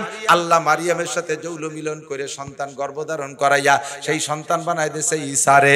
একটু জোরে কর না নাউজুবিল্লাহ। আর এই 2 জাতি হলো আল্লাহ পাক বলেন লা তাত্তাখিযু আদুব্বি ওয়া আদুব্বাকুম আউলিয়া। ইয়া আইয়ুহাল্লাযীনা আমানু লা তাত্তাখিযুল ইয়াহুদা ওয়ান নাসারা আউলিয়া। হে আমার প্রাণপ্রিয় বন্ধু মুসলমানরা, ভালো করে শুনে নাও। আল্লাহ পাক বলেন আমার শত্রু আর তোদের শত্রুকে বন্ধু বানাইস না, আমার শত্রু আর তোদের শত্রুরে বন্ধু বানাইস না। জানতে চাইলাম আল্লাহ আমাদের শত্রু আর তোমার শত্রুকে। আল্লাহ কয় তোমাদের শত্রু হলো লা তা ইয়া আইয়ুহাল্লাযীনা আমানু দুখুলু ফিস-সিলমি কাফা ওয়া লা তাত্তাবিউ খুতুওয়াতিশ শাইতান ইন্নাহু লাকুম আদুউম মুবিন। তোমাদের শয়তান, তোমাদের শত্রু হলো মূল শয়তান, সে তোমাদের প্রকাশ্য শত্রু। তোমাদেরকে বেহেশত থেকে বের করছে ওই শয়তান ইবলিস, কাজেই তার অনুসরণ করবা না। আর আমার শত্রু হলো আমার পথ নিয়ে যারা কাড়াকাড়ি করে তারা, আমার পথ নিয়ে যারা কাড়াকাড়ি করে তারা আমার শত্রু। আমার পথ নিয়ে কাড়াকাড়ি করে ইহুদিরা, আমার পথ নিয়ে কাড়াকাড়ি করে নাসারারা। নমরুদ আমার পথ নিয়ে কাড়াকাড়ি করছে, খোদাই দোষর, খোদাই দাবি করেছে, ওইটা আমার শত্রু। ফিরাউন আমার পথ নিয়ে কাড়াকাড়ি করেছে, আমার শত্রু। আমি আল্লাহ পাক সন্তান গ্রহণ করি না। কুল হুয়াল্লাহু আহাদ আল্লাহুস সামাদ লাম ইয়ালিদ ওয়া লাম ইউলাদ। আমি আল্লাহ একক, আমার বউ নাই, বাচ্চা নাই, আমার মা নাই, বাবা নাই। এই জায়গা যদি তোরা আমার নামে এগুলো বলিস, আমার সবচাইতে কষ্ট লাগে। কাজেই যারাই বলবে তারা আমার শত্রু। ইহুদার নাসারা আমার চরম শত্রু। বাদুহুম আউলিয়া ও বাজ। এদিক দেখেন, বাদুহুম আউলিয়া ও বাজ। শুনতেছেন? ইহুদার নাসারা এই 2 জাতি আপোষে কিন্তু বিশাল দূরত্ব। কোরআন শরীফে আছে ক্বালাতিল ইহুদু লাইসাতিন নাসারা আলা শাই। কত বড় শত্রুতা শুনি দেখেন কোরআন শরীফে কি বলে। ক্বালাতিল ইহুদু লাইসাতিন নাসারা আলা শাই। ইহুদিরা কয় নাসারা কোনো মানুষই জাতি না। ওয়াকালাতিন নাসারা লাইসাতিল ইয়াহুদু আলা শাই, নাসারার কত তোরা কি, তোরা তো কিছুই না। এক দল আর এক দলের কত শত্রু। এর মধ্যে আবার দুই দল মিলে এই যে বই এসে দেখলাম একই মসজিদ থেকে বই নিয়ে আসছে, ইনজিল আর তৌরাত, ইনজিল আর তৌরাত, ইনজিল শরীফ আর তৌরাত শরীফ, দুই শরীফ মিলে এই একই বই, দুই বই। একদল নাসারারা খ্রিস্টানরা এগুলো বিতরণ করে বেড়াচ্ছে। দুই দলের ভিতরে ফার ডিফারেন্স। আবার মুসলমানকে ক্ষতি করার সময় দুই দল মিলে এক হয়ে যায়। আল্লাহ নবী এই কথাই বলেছেন, আল কুফরু মিল্লাতুন ওয়াহিদা, সারা দুনিয়ার কাফেররা সব মিলে এক দল, কাফেররা সব মিলে এক দল, সব মিলে মুসলমানদের শত্রু দল। কথা বলেন ঠিক কি ঠিক না? ও দোস্ত, ইসরায়েল মুসলমানের সাথে ফিলিস্তিনের সাথে গ্যাঞ্জাম করে, কয়েক দেশ টপকায় যায় দাদা বাবুরা যে ইসরায়েলের সমর্থন করে, এই যে আমাকে ঠাউর বাবুরা। আর এখন এতদিন পর্যন্ত কাশ্মীরের ভিতরে জ্বালাচ্ছে মুসলমানদেরকে, হাজার হাজার, শুনলে আশ্চর্য হবেন। আমি তো বহুকাল আগে 91 সালে গেছি দেওবন্দে। সেই সময় আসার পথে কলকাতা একটা দিল্লিতে একটা মসজিদের মধ্যে ঢুকছি। মসজিদের ভিতরে, মসজিদের জায়গার নাম হলো তেলিওয়াড়া, পাইয়াওয়ালি গলি, ওই জায়গার ভাষায় যেটা বলে পাইয়াওয়ালি গলি, চিকুন একটা গলির ভিতরে একটা মসজিদ।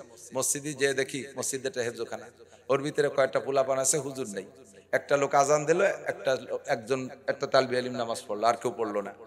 একজন মুরব্বী পরে আসছে, তার সাথে আমি কথা বলতে জানতে পারলাম, উনি বললেন, হুজুর আমার বয়স এখন 60-র উপরে, 65-67 হয়ে গেছে। আমার ছোটবেলায় এই দিল্লিতে এই সব জায়গাতে যত মসজিদ দেখছি, সমস্ত মসজিদগুলো ভাঙ্গিয়ে হিন্দুরা মন্দির বানাই দিয়েছে। সব মসজিদগুলো ভাঙ্গে মন্দির বানাইছে। এ কিচ্ছা দুনিয়ার কেউ জানতে দেয় না। বাবরি মসজিদ ভাঙ্গে সে জায়গায় রাম মন্দির বানাইছে। এখন পাই তারা বাংলার জমিনে 16 কোটি মুসলমান বিদ্যমান থাকতে, এর ভিতরে দিবালোকে, জীবদ্দশায় দিবালোকে মানুষের সামনে, পুলিশ আর্মি মিডিয়ার সামনে একজন অ্যাডভোকেটরে জবাই করে দেয় চট্টগ্রাম। এরপরে আরো পাইতারা দেয়, কয় প্রত্যেক দিন এভাবে মুসলমান এক একটা করে জবাই করা হবে। ফেসবুকে লেখা দেখলাম। কত বড় সাহস, কত বড় দুঃসাহস, চিন্তা করতে পারেন? সারা দুনিয়ার কাফের মিলে এক হয়ে গেছে। মুসলিম নিধন আন্দোলন, ছোটবেলা থেকে ওয়াজ করি, আমার এই ছিল বক্তব্য। খেয়াল করো নাই, বোঝো নাই, একটু ভ্রুক্ষেপ করো না। আসতেছে বেশি দেরি নাই, গজওয়ায়ে হিন্দ। এই ভারতবর্ষ থেকে বিশ্বের শ্রেষ্ঠ যুদ্ধ উৎপত্তি হবে, এর নাম হলো গজওয়ায়ে হিন্দ। নবী আলাইহিস সালাম 1500 বছর আগে ভবিষ্যৎবাণী দিয়ে গেছে। আমার প্রাণ প্রিয় যুবক বন্ধুরা, যদি গজওয়ায়ে হিন্দ ভারতবর্ষের বিশ্বযুদ্ধ যদি লেগে যায়, তাহলে মুসলমানের সন্তান তীর, তরবারি, দাও, কাশি, খুন্তা, কুড়াল, কাশি, বটি, যার যা আছে তাই নিয়ে আমরা নেমে পড়তে প্রস্তুত। জোরে বলেন প্রস্তুত। তার নাম হবে জিহাদ। কথা বলেন ঠিক কি ঠিক না? তার নাম হবে জিহাদ। আমরা সে সময় কোনো কিছু তোয়াক্কা করব না। অত পীড়িত আমাদের এর সাথে দরকার নাই। ঘরের মধ্যে বসিয়া আমাদের সাথে পীড়িত করে। মুসলমান আমরা কত সরল। একই বাজারে হিন্দুদের দোকান আছে, মুসলমানদের দোকান আছে। আমরা মুসলমানদের দোকান পরিহার করে হিন্দুদের দোকানের মাল কিনি।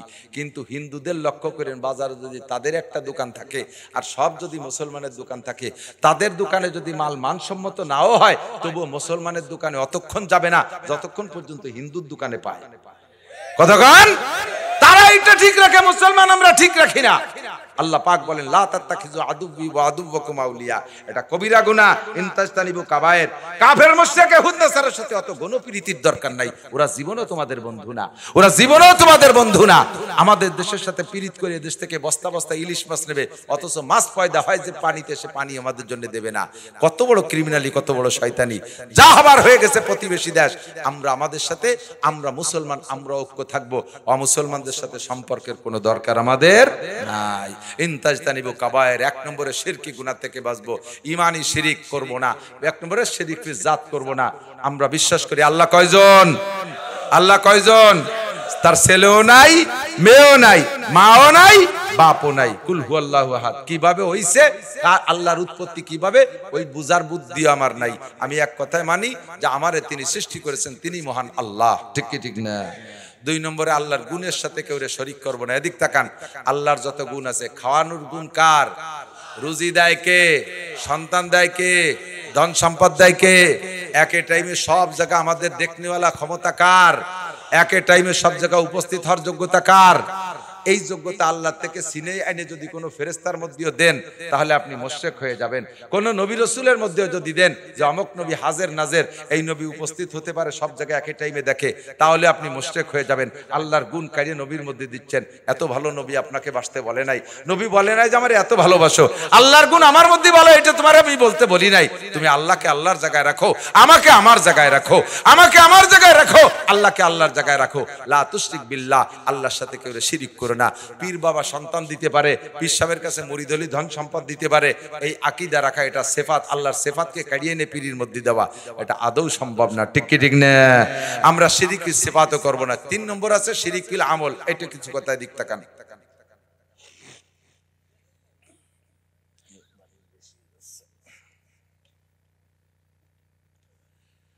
আল্লাহ, শিরিক ফিল আমল কি? যত আমল করি আমরা, এই আমলগুলো কার নামে? নামাজ, রোজা, মসজিদ, তিলাওয়াত, জিকির, তাবলীগ, হজ, উমরা, রাতভর বললে শেষ হবে না। সব ইবাদত কার জন্য করি? এই ইবাদতগুলো মানুষের জন্য হয়ে যায় কিভাবে এটা একটু বুঝে নেন। আমি ইবাদত করে যদি প্রশংসার লোভ করি যে আমারে অমুক ভালো বলুক, মানুষে ভালো বলুক, একটু মারহাবা দিক, একটু প্রশংসা করুক, তার নাম হলো শিরিক ফিল ইবাদত। জিজ্ঞেস করা হয়েছে, এই তুমি তো দাড়ি রাখতে না, ইদানিং যে দাড়ি রাখছো, কয় যে দাড়ি না রাইয়ার কি এর বসে নাতি আইসে দাড়ি ধরে বসে, না না আমার দাদার দাড়ি আছে, তোমার তো দাড়ি নাই, সেই লজ্জাতে ওর জ্বালায় না রাইয়ে পারলাম না।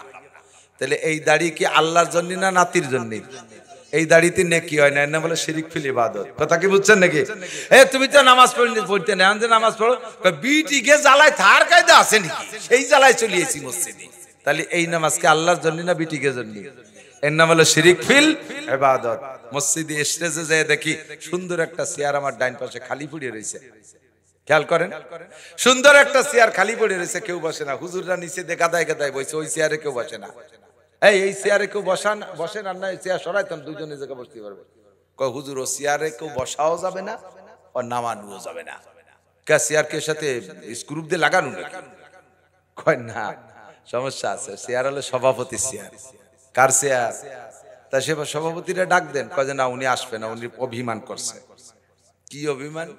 কয় যে উনি এবার, ওনার নাম আছে পোস্টারে, ওনার নাম আছে, তো এবারই উনি নতুন হজ করিয়াছে, নামও আমরা লেখছি সুন্দর, কিন্তু আল হাজ লেখা হয় নাই, এই আগে তো উনি আসবে না। 8 লক্ষ টাকা দিয়ে হজ করিয়াছি মিয়া, ওই জায়গায় আল হাজ লিখতে কয় টাকা লাগে? লাগলে আমার থেকে নিতে। ওই জায়গায় আল হাজ লেখা হলো না, আমি কিভাবে চেয়ারে বসি? বুঝতেই পারছি না, আল হাজ লেখা নাই বলে চেয়ারের থেকে আলে খোঁচাচ্ছে ওনারে। শয়তানি কোথাকার! তুমি আলহাজ কলাই আইছো, এই হজ শিরিক ফিল ইবাদত, 1 পয়সারও নেকি পাবা না। হজে যার আগেও যে আকাম করছো, হজেতে আইছো সেই আকাম করো। হজে যার আগেও এটাকে আল দিতে, হজেতে আইছো আল দিলে, স্টেজও আল দিলে, এরকম শিরিক ফিল ইবাদত। 20,000 টাকা দিছে অমুক, যেরকম মারহাবা, তা তো কেউ দেয়নি, দাম না কোন কা মারহাবা। এইভাবে 10-20 জনের মারহাবা হয়েছে, এর মধ্যে ভাকে একজন দেশে 20,000, তার নামে মারহাবা হয়নি। যাইয়ে হুজুরে দিচ্ছে, হুজুর টাকা ফেরত দেন, টাকা ফেরত দেন। আর বেটাকে নামে মারহাবা হয়, আমার টাকা কি ফসা, আমার টাকা কি ছেড়া জাল টাকা? তো তুমি টাকা দিচ্ছ কিছু জন্য? মারহাবা জন্য। ফেরেশতাকে আল্লাহকে মারতাবা, শয়তানের গাল ধরে মারতাবা।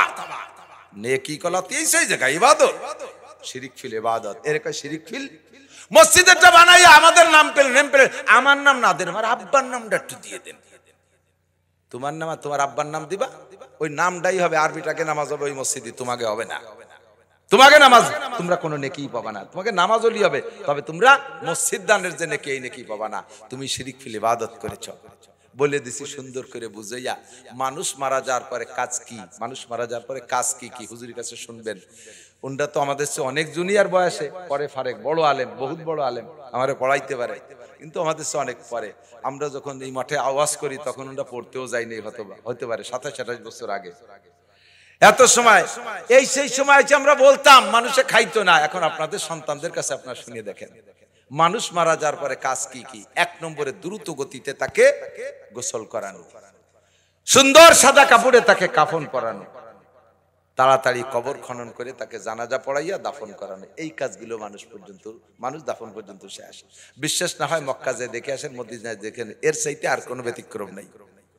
মানুষ মারা গেলে, পুরুষ মারা গেলে আরে কপাল, 5-7 মাইল দূরিতে বিড়লির মধ্যে উড়াকান্দির মতো বিটিরা প্যান্ট প্যানায় নাক মুস্তি মুস্তি কান্তি কান্তি আসতেছে। এই বাড়ি এসে ওনার এক নজর দেখবে, কি হয় তোমার? কিছু হয় না, কত গেছে আমাকে ওই জায়গা। তো তোমার কিছু হয় না, তা তুমি কান্দো কা? সবাই কান্দে, সেই জন্য আমারও কান্দা আসতেছে। এই আল্লাহ কুলতি সেই পর্বিটারে তুমি দেখে গেলে, যারা ওই জায়গায় বসে পর্দা খুলে খুলে দেখাচ্ছে তাদের আমল নামায় কবিরা গুনাহ হবে। ওই যে মেয়েগুলো এসে ওইগুলো দেখতেছে এই জায়গায় বসে। মহিলাটা মারা গেছে, প্রতিবেশী, ভাসুর পুত, দেওর পুত, এগে চাষি হয়। এই চাষি গেছে মরার পরে জীবদ্দশায় যেমন দেখা না যায়, মরার পরে দেখা না যায়। দ্রুত তাকে শরীয়ত সম্মত ভাবে দাফন করায় দেন। এই পর্যন্ত, জানাজা পর্যন্ত, দাফন পর্যন্ত কাজ শেষ। এরপরে যত ইসালে সব যত কায়দা পারেন করবেন, খেয়াল রাখতে হবে যেন বেদাতের আশ্রয় না হয়ে যায়। রুসুমের কোনো পালায় পড়বেন না। 7 দিনের দিন জায়গায় দাঁড়ায় এলান দিয়ে দেয়, আমার আব্বার আজকে কি বার? আজকে হলো রবিবার, রবি সোম মঙ্গল বুধ, আগামী বুধবারের দিন আপনাদের সকলের দাওয়াত, এখানে আসবেন, দোয়া করবেন আব্বার জন্য, আপনারা দুপুরবেলা খানা খাবেন। এইটা কি কোরআন হাদিসে কোনো জায়গা আছে কিনা খুঁজে দেখেন। কোথাও যদি না থাকে তাহলে এই পদ্ধতিটা ইবাদতের নামে বেদাত, ইবাদতের নামে বেদাত।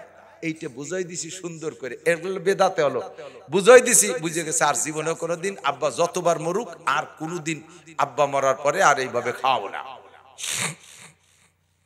এর মধ্যে আব্বা একবার মরছে, তো মরার পরে সাথে সাথে যে সেই লোকই এলান দেয় 4 দিন পর এই হবে। তুমি না কইলে যে শুনি আসলে নাসির হুজুরির কাছে, মৌলানা ইউসুফ সাহেবের কাছে, এগুলো বেদাত। বুঝি তো, একেবারে কিছু না করলে মানসি কি কয়, এই হলো শিরিক ফিল ইবাদত। কাজটা ভালো, কাজটা ভালো, 4 দিনের দিন করতে হবে কেন? 10 দিনের দিন করতে হবে কেন? চলছে করতে হবে কেন? বার্ষিকী করতে হবে কেন? এনি টাইম, এভরিডে, যে কোনো দিন। তবে অত তাড়াতাড়ি করেন না। ওই বাড়ির মানুষের জন্য 3 দিন শোকের অনুমতি আছে। আর পুরুষ মারা গেলে, তার স্ত্রী থাকলে 4 মাস 10 দিন সে মহাশোকের মধ্যে আছে। 4 মাস 10 দিন শেষ হলো না, সেই বাড়ি একটা আড্ডা করে খাওয়া দাওয়া, কি ফুর্তি, মহিলা পুরুষের আনন্দ ফুর্তি। যে মহিলা শোক পালন করবে ওয়াজিব, সেই শোক দেওয়া সে পালন করতে পারে না, তারও মাজায় গামছা বেঁধে সে আড়িপাতির মাস্তি নামিয়ে যা লাগে কতক্ষণ। আর শত পুরুষের ধাক্কা গুতো খাওয়া লাগে, এইগুলো নিষেধ করে দিছি। তারপরও কই একেবারে না করলি মানসি কি কয়। এই মানসি কি কয় মানে আল্লাহ যা কয় কগ্য, মানসি কি কয় সেই বইতে করছে, এর নাম শিরিক ফিল ইবাদত। বোঝা কি গেছে? ইনতাজতানিবু কাবাইর, যদি তুমি কবিরা গুনাহগুলো গুনে গুনে ছেড়ে দিতে পারো, 1 নম্বরে শিরিক, 2 নম্বরে কুফর। কুফর বলে আল্লাহ পাকের নিয়ামত ব্যবহার কইরা শুকর আদায় না করার নাম কুফর। যত জায়গা দেখবেন শুকর, তার এগেইনস্টে আসে কুফর। লা ইন শাকারতুম লাযিদান্নাকুম ওয়া লা ইন কাফারতুম, শুকরের বিপরীত কুফর।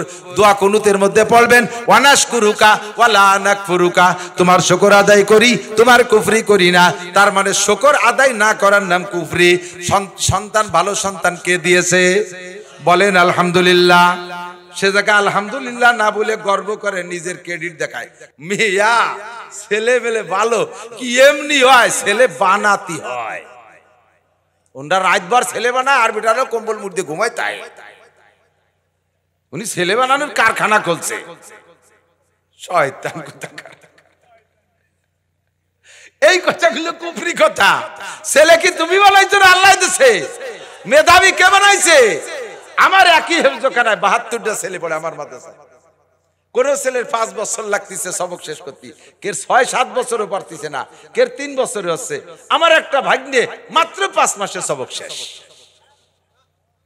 150 দিন মাত্র সবক পড়ছে, 30 পারা শেষ। এটা কি তার বাপের ক্রেডিট? ছেলে বানাতি হয়। ওটা বানাইছে আর বেটালা বানাই নেই। তুই কি দিয়ে বানাও? কাঠ দিয়ে না ছটায় দিয়ে কি দিয়ে বানাও? এই কথাগুলো কুফরি কথা। আরে মিয়া দান বানাতি হয়, খালি লাগাই ঠিকই হয়। কোনটা বানায়? দান। পিএস বানাতি হয়, পাট বানাতি হয়। এই কথাগুলো কুফরি কথা। আমি এটা করেছি ওটা করেছি, দেখেন যেদিকে তাকাবেন সেদিকে আমাকে দেখতে পারবেন, খালি করেছি আর করেছি। এরপরে আরো সুযোগ দেন, দেখেন আগামীবার কি করে ছেড়ে দেই, রাস্তাঘাটে খাল বানাই দেবো, 12 মাস কাল নৌকো বেয়ে বেড়াবেন, আসমান ভেঙ্গে জমিনে না বাবু, দেখবেন কিয়ামত ঘটে যাবে, লাঠির মধ্যে বুকুর ভরে ছাড়িয়ে দেবো। এই কথাগুলো সব কুফরি কথা। কি কথা? কুফরি কথা। এগুলো বলবেন না। এ করলে ঈমান আমল সব বাতিল হয়ে যায়। কথা কি বোঝা গেছে? 3 নম্বর বেদাত। বেদাত করব না। উলামায়ে কেরামের কাছ থেকে শুনে বেদাত করব না। আমার পীরও যদি করে থাকে আমারে বুঝাইছে, আরে সেই আমলের অবস্থা আর এই আমলের অবস্থা আকাশ পাতাল। সেই সময় সবেমাত্র হিন্দুত্বে মুসলমান, সবেমাত্র হিন্দুত্বে মুসলমান। তো হিন্দুদের যে রুসুমাত ছিল তা মুসলমানদের ভিতরে প্রাথমিকভাবে কিছু রাখা লাগছে। হিন্দুরা মানুষ মরে গেলে কাঠুরে খাওয়া তো মনে আছে না? যারা কাঠ আগে দিত সবাইরে দাওয়াত দিত, যারা কাঠ চলা আগে দিছিস সবাই অমুক দিন খাতি যাবে, ডাল ভাত খাওয়াবো। এখন সেই হিন্দুগুলো মুসলমান হয়েছে, এগে মানুষ মারা গেলে কোনো কিছু নাই, কিচ্ছু নেই। জান কাজে কেমন হলো, তাই হিন্দু থাই ভালো ছিল, 4 দিন মরার পর তো ডাল ভাত খাতি পেতাম। হুজুররা কলে যে না আমরা ইয়েরবো, আমরা 7 দিনের দিন একটা দোয়ার অনুষ্ঠান করে জিলাপি খাই করব। তাতে ওগেটার থেকে বিরোধিতা করার জন্য এই কাজটুক সেই সময় করা লাগছে, যদিও এটা ইসলাম না, শরিয়াত না, এটা কাজ বেদাত, কিন্তু সেই সময় জরুরি ছিল। এখন যখন আমরা কোরআন সুন্নাহ বুঝে ফেলাইছি, আমরা কি মানুষ মাটি দিতে যাব কাঠি দিয়ে খাওয়ার লোভে, জিলাপি খাওয়ার লোভে? এটা আমরা ফরজে কিফায়া আদায় লোভে। কথা কোন ঠিক না? ফরজে কিফায়া আদায় করে কাজে এই মুহূর্তে যত প্রকার বেদাত আছে সব ছেড়ে দিতে প্রস্তুত থাকবেন। সব ফরজ নামাজের পর 5 ওয়াক্ত মুনাজাত না করলে হুজুরির ইমামতি তাই না, এই সমস্ত কথা বলবেন না। ইমাম যদি বেশি প্রেসার দেন যে না মুনাজাত না করলে চাকরি ছুটি বলে, সভাপতি, সেক্রেটারি, ক্যাশিয়ার, উপরস্থ নেতাগোতা সব কয়জন মিলে জোট করছে, খালি একবার মুনাজাত ছাড়ি বাদ দিলি ও হুজুরি চাকরি খাবো। হুজুর খুব সতর্ক হয়ে গেছে, মুনাজাত তো করাই লাগবে, তো মুনাজাত যদি করতে হয় তাহলে করার মতোই করবো। হুজুর এবার সব মুনাজাত আরবিতে বানায় ফেলাইছে মুফতি সাহেবের কাছে শুনিয়ে, আর সেই পর্যন্ত সব আমিন আমিন করার জন্য বসে রয়েছে। ইমাম সব মুনাজাত করতেছে, আল্লাহুম্মা খুজ আদাই, ওটাকে আল্লাহুম্মা আমিন, আল্লাহুম্মা খুজ আদাই, আল্লাহুম্মা শাত্তিত শামলাহুম, আল্লাহুম্মা মাজ্জিক জামাহুম, আল্লাহুম্মা দাম্বির দিয়ারাহুম, আল্লাহুম্মা সাব্বিদ উজুহাহুম, আল্লাহুম্মা খুযহুম আখযা আজিজিম মুক্তাদির ওয়া লা তুসাল্লিত আলাইয়া মান লা ইয়ারহামুনা। আল্লাহ যে কয়টা আমার পিছনে লাগছে ওই কয়টারে ধরো, সেই কয়টাই কয় আল্লাহুম্মা আমিন ধরো। মুনাজাত যদি করতে হয় তাহলে কিরকম করতে আমি জানি। আল্লাহুম্মা কালিম বাইনা কালিমাতিহিম, আল্লাহ ওই কটার মধ্যে মতানৈক্য সৃষ্টি করে দাও, সেই কটাকে আল্লাহুম্মা আমিন কইয়েই ঘুষোঘুষি শুরু হয়ে গেছে। যাকে মুনাজাত তাকে নামে কবুল আছে, তারাই কয় করো কবুল, তা কি এর আল্লাহ? একটু বাড়াবাড়ির দরকার। মুনাজাত হলে আমার মুনাজাত আমার কি কি দরকার সেটা আমি জানি, আমারটা কি ইমাম সাহেব জানে নাকি? ইমাম সাহেবরা মুনাজাত করতে দায়িত্ব দিছি, ইমাম সাহেব তার মা বাপরে বেসতে ফাটাই দিচ্ছে, তার বউ সাল মেয়ে অসুস্থ, তাকে সুস্থ বানাই ফেলাচ্ছে, উনার অভাব আছে তাদের নিয়ে যাচ্ছে, আমার কথা একটা কলুই নিয়ে, অথচ আমারটা হাইদি মুনাজাত জিলাপি টিলাপি সব খাই আমার কাছে 500 টাকা নিয়ে যাবে। কারণ তার যার যার জরুরত সেই ব্যক্ত করে। আপনার কি প্রয়োজন এটা আপনি জানেন। ফরজ নামাজের পরে আপনি করেন, একা একা করেন, আপনার অনেকক্ষণ ধরে ইমাম সাহেব আল্লাহুম্মা আমিনকে মুখ মুছে ফেলাইছে, আপনিও সেই সাথে সাথে আপনার তো কতটা বাইর হয়ে গেছে, উনি মোছে মুছুক, আমার তো যা যা আছে সব আমি কব, পরে আমি যে সময় মুছার দরকার সেই সময় মুছবো। কতক্ষণ নামাজের ভিতরে অনুসরণ জরুরি, মুনাজাতের মধ্যে তো একা জরুরি না। উনার মুনাজাত যে করা দরকার উনি মুখ মুছে ফেলাইছে, আমার তো বাইর হয়েছে আর কুড়িয়ানি জান হুজুর সুন্নত পড়েন, আমার কটা আমি কইয়ে আসি, আমার কথা আমি কই আল্লাহ আমার সে বড় মেয়েটার তো বিয়ে হলো না, তার বয়স 39 বছর, এই কি যায়, এই কথা তো বাহির হয়েছে, সে কবেন না আল্লাহর কাছে। আমার নানটু যাই ইটালি আটকে গেছে যে লিবিয়ার সাগরের মধ্যে, আল্লাহ তুমি তারে তাড়াতাড়ি, ইমাম সাহেব কি তাই কইছে? সেগুলো করলে কবেন? ওনার সাথে সাথে তো মুখ মুছে আইটে চলে গেছে, আসল কথা তো বাদ রয়ে গেছে। আমি কি বুঝাতে পারছি? আমার ভাইরাল হওয়ার দিন শেষ, যা বুঝার দরকার তাই বলার জন্য মাঠে নামছি। এই জরুরি কথাগুলো মনে রাখবেন। ইনতাজতানিবু কাবায়ের, কবিরা গুনাহ ছাড়েন, নুকাফির আনকুম সাইয়্যাতিকুম, সুদ খাওয়া কবিরা গুনাহ, ঘুষ খাওয়া কবিরা গুনাহ, জিনা করা কবিরা গুনাহ, দাড়ি কাটা কবিরা গুনাহ, বিড়ি সিগারেট কবিরা গুনাহ, মদ গাঁজা এবা ফেন্সিডিল কবিরা গুনাহ, বড় বড় এগুলো সব চোখের সামনে দেখা যায়।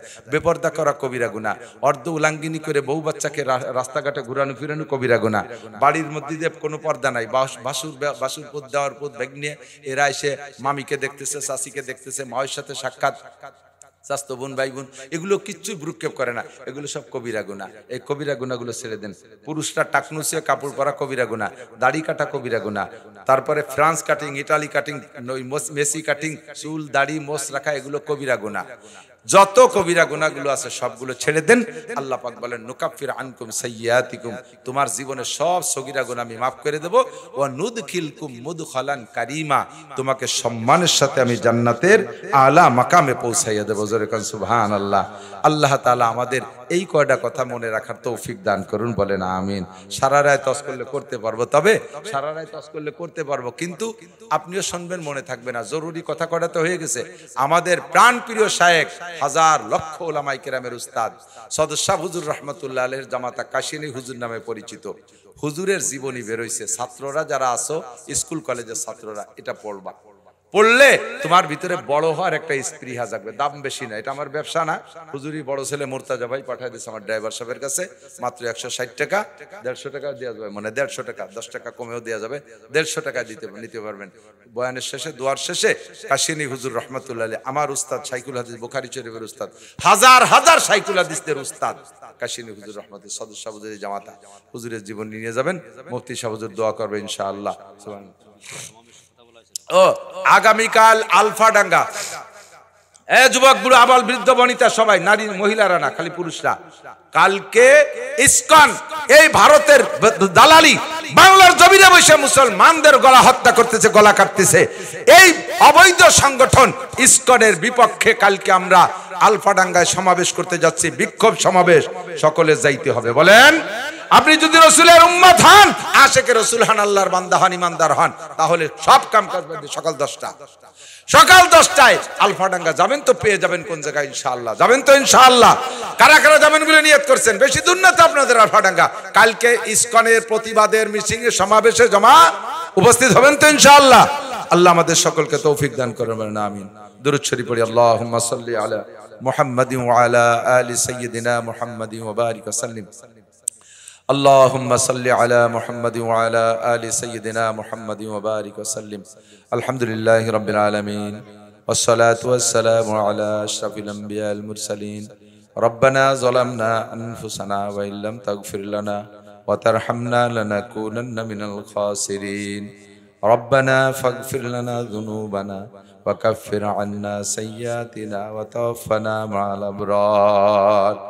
ربنا هب لنا من أزواجنا وذرياتنا قرة أعين وجعلنا للمتقين إماما. আয় রব্বুল আলামিন, গভীর রাত পর্যন্ত আহলে হক উলামায়ে কিরাম কোরআন হাদিসের আলোচনা করেছে। অবশেষে আমি মূর্খ, আনপড়, অযোগ্য, গুনাহগার, আয় আল্লাহ তোমার নেককার বান্দা বান্দীদের উদ্দেশ্যে যা পারছি বুঝেছি আলোচনা করে শাহী দরবারে ভিক্ষার দোকানে হাত তুলেছি। এই গভীর রাত্রে আমাদের জীবনের সব গুনাহ তুমি মাফ করে দাও। যত গুনার আলোচনা এখানে করেছি সব গুনাহ আমরাই করে থাকি।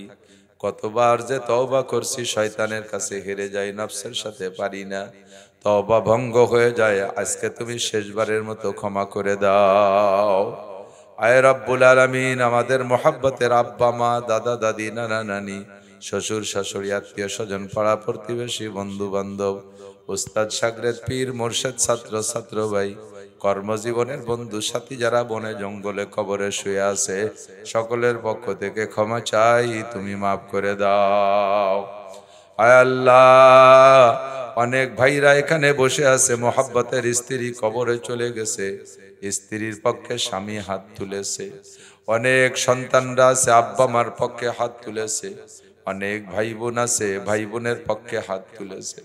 অনেক মহিলা আছে, মোহাব্বতের স্বামী কবরে চলে গেছে, হাত তুলেছে তাদের ক্ষমার জন্য। সকলের সমস্ত মরহুম মুর্দাগানদেরকে আপনি এক্ষুনি ক্ষমা করে দেন। আমরা যারা দুনিয়ায় বেঁচে আছি, আমাদের জান মাল ইজ্জত আবরু হেফাজত করেন।